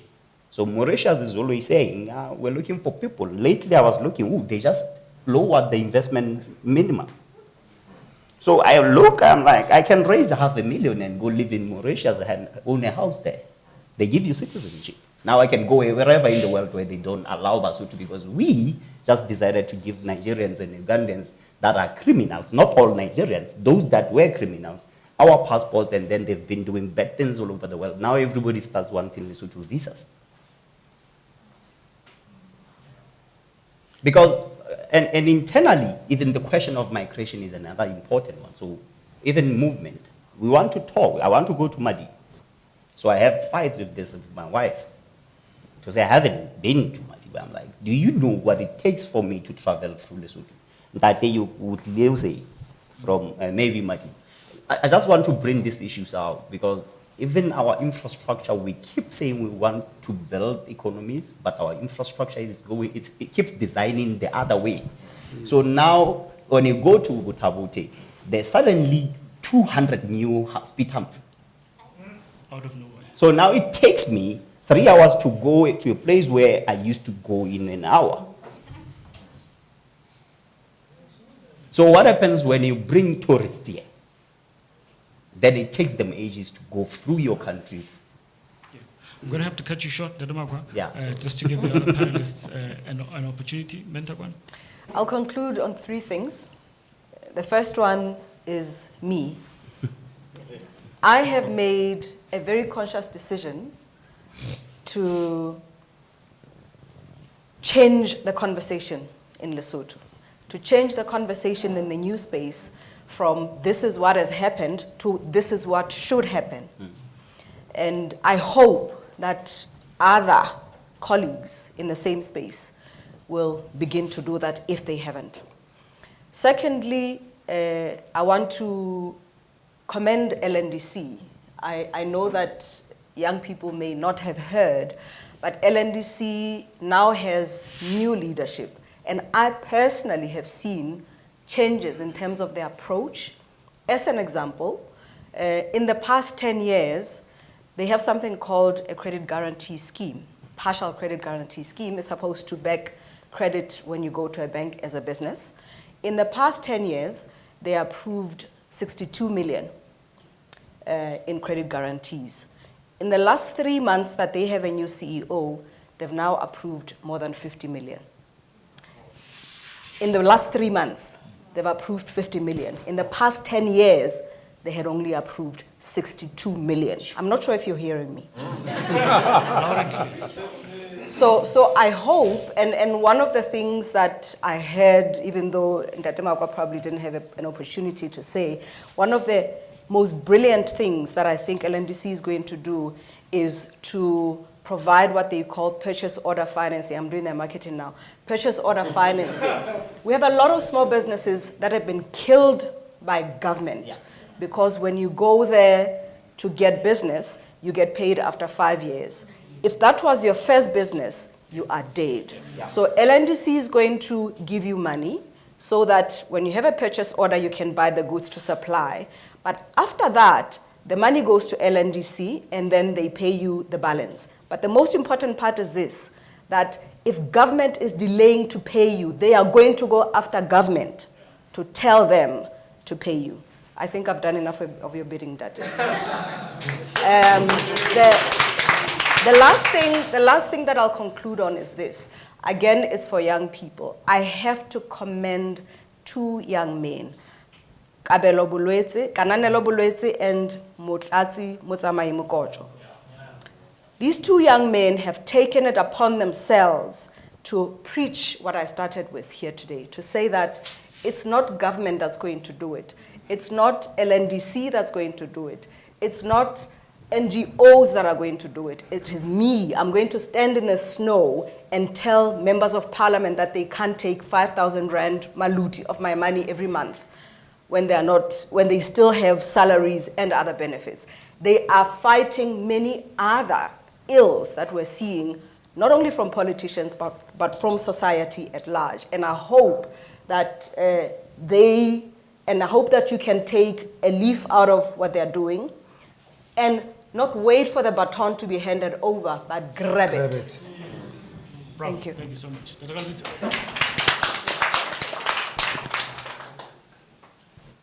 Young man, here's what we're going to do. And it's going to be your job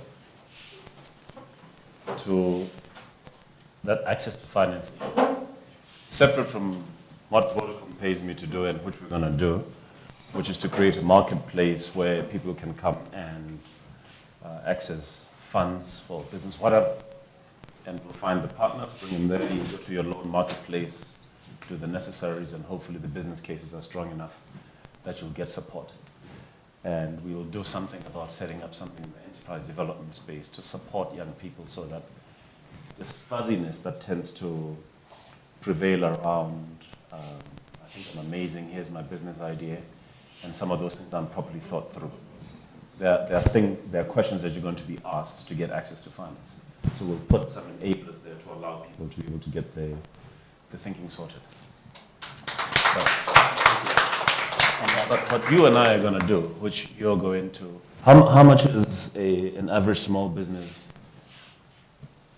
funding requirements in Lesotho? Startup. How much? On average, you'd find anywhere between 50,000 to 200,000. 50,000, 200,000. Okay, so we'll put a couple of those packages together.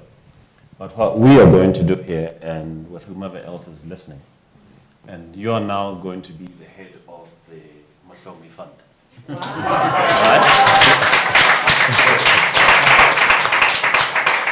Take up this thing that says we're going to take action. We're going to start.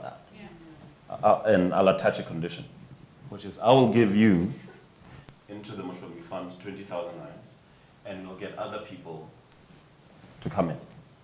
But I will give you the first 20,000. Yes. And let me tell you where I'm going to get it, so that you know the condition that I'm going to attach. You know that picture of my damaged wheel that I showed you?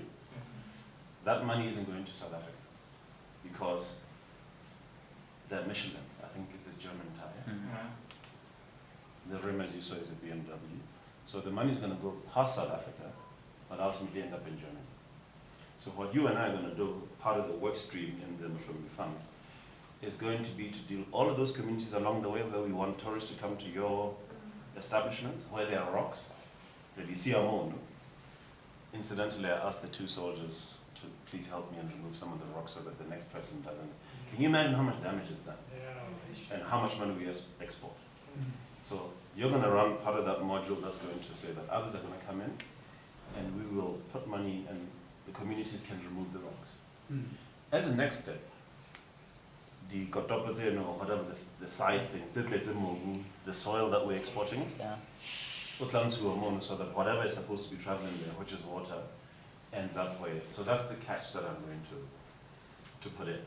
But if we do that, this country will get somewhere because we need to set up a sovereign fund which belongs to the sovereign. The people are the sovereign, not the government. But we the people. I love that. So let's we the people do something so that government, and they've said it, the private sector and the people of this country have to get on with building this country. So let's do it. And then we can challenge them to be partners in that exercise so that you can start to get the kind of government you want by showing it what it ought to be doing. But you have to demonstrate some capacity and put your money where your mouth is. And I'm going to get my money back because I won't have to each time, because I like going to the mountains. But I'm going to get it back because now I'm not going to damage this, that, or the other where I come back. And then maybe as a next step, we can start an infrastructure fund with our monies. 5 rand, 10, 50, 100, whatever that's. We the people. What is it going to do? It's going to take us around Maputo. Seattle 1960 something. Yeah. Siamon build a bypass. Multi-lane where you have a shoulder, you can come off, admire the scenery, anything, something. But not that nonsense where from Butabote to Tiwai, it takes so bloody long.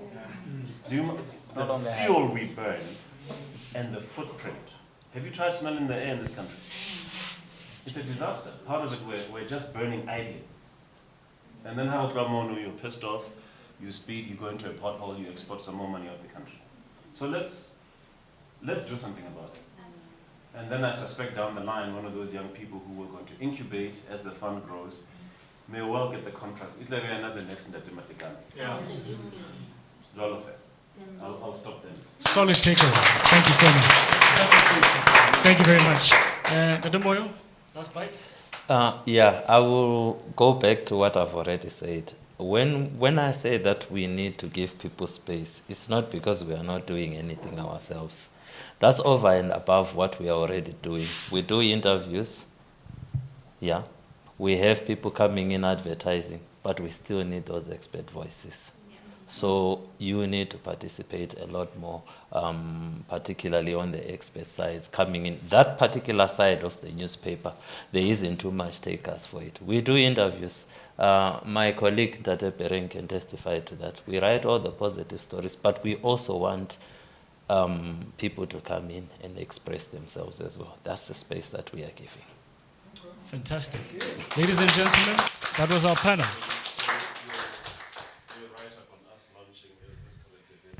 Yes, definitely. Absolutely. Yes. That way you help us with the necessaries, right? Yeah. And we'll hold you all to account. And you shouldn't report the negative, you should report the truth.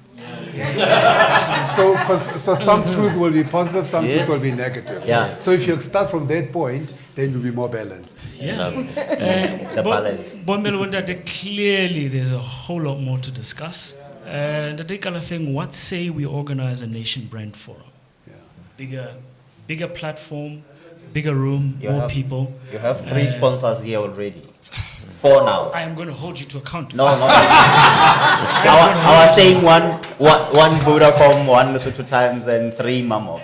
I will also be a member. And the Lesotho Express, I'm confident. I think that the Pumani just to allow me to pass on this message So I mentioned that 2015 we started working on the Lesotho Nation brand concept. So LNDC in the last month hired the Lesotho Nation brand manager. Okay. So he couldn't make it. I'm sitting in here for him. It's, his name is Ntate Tsepang Hatasi. He used to work for LTDC. Okay. So we are building a Lesotho Nation brand, architecture, everything. I think, like you said, people are expecting logos.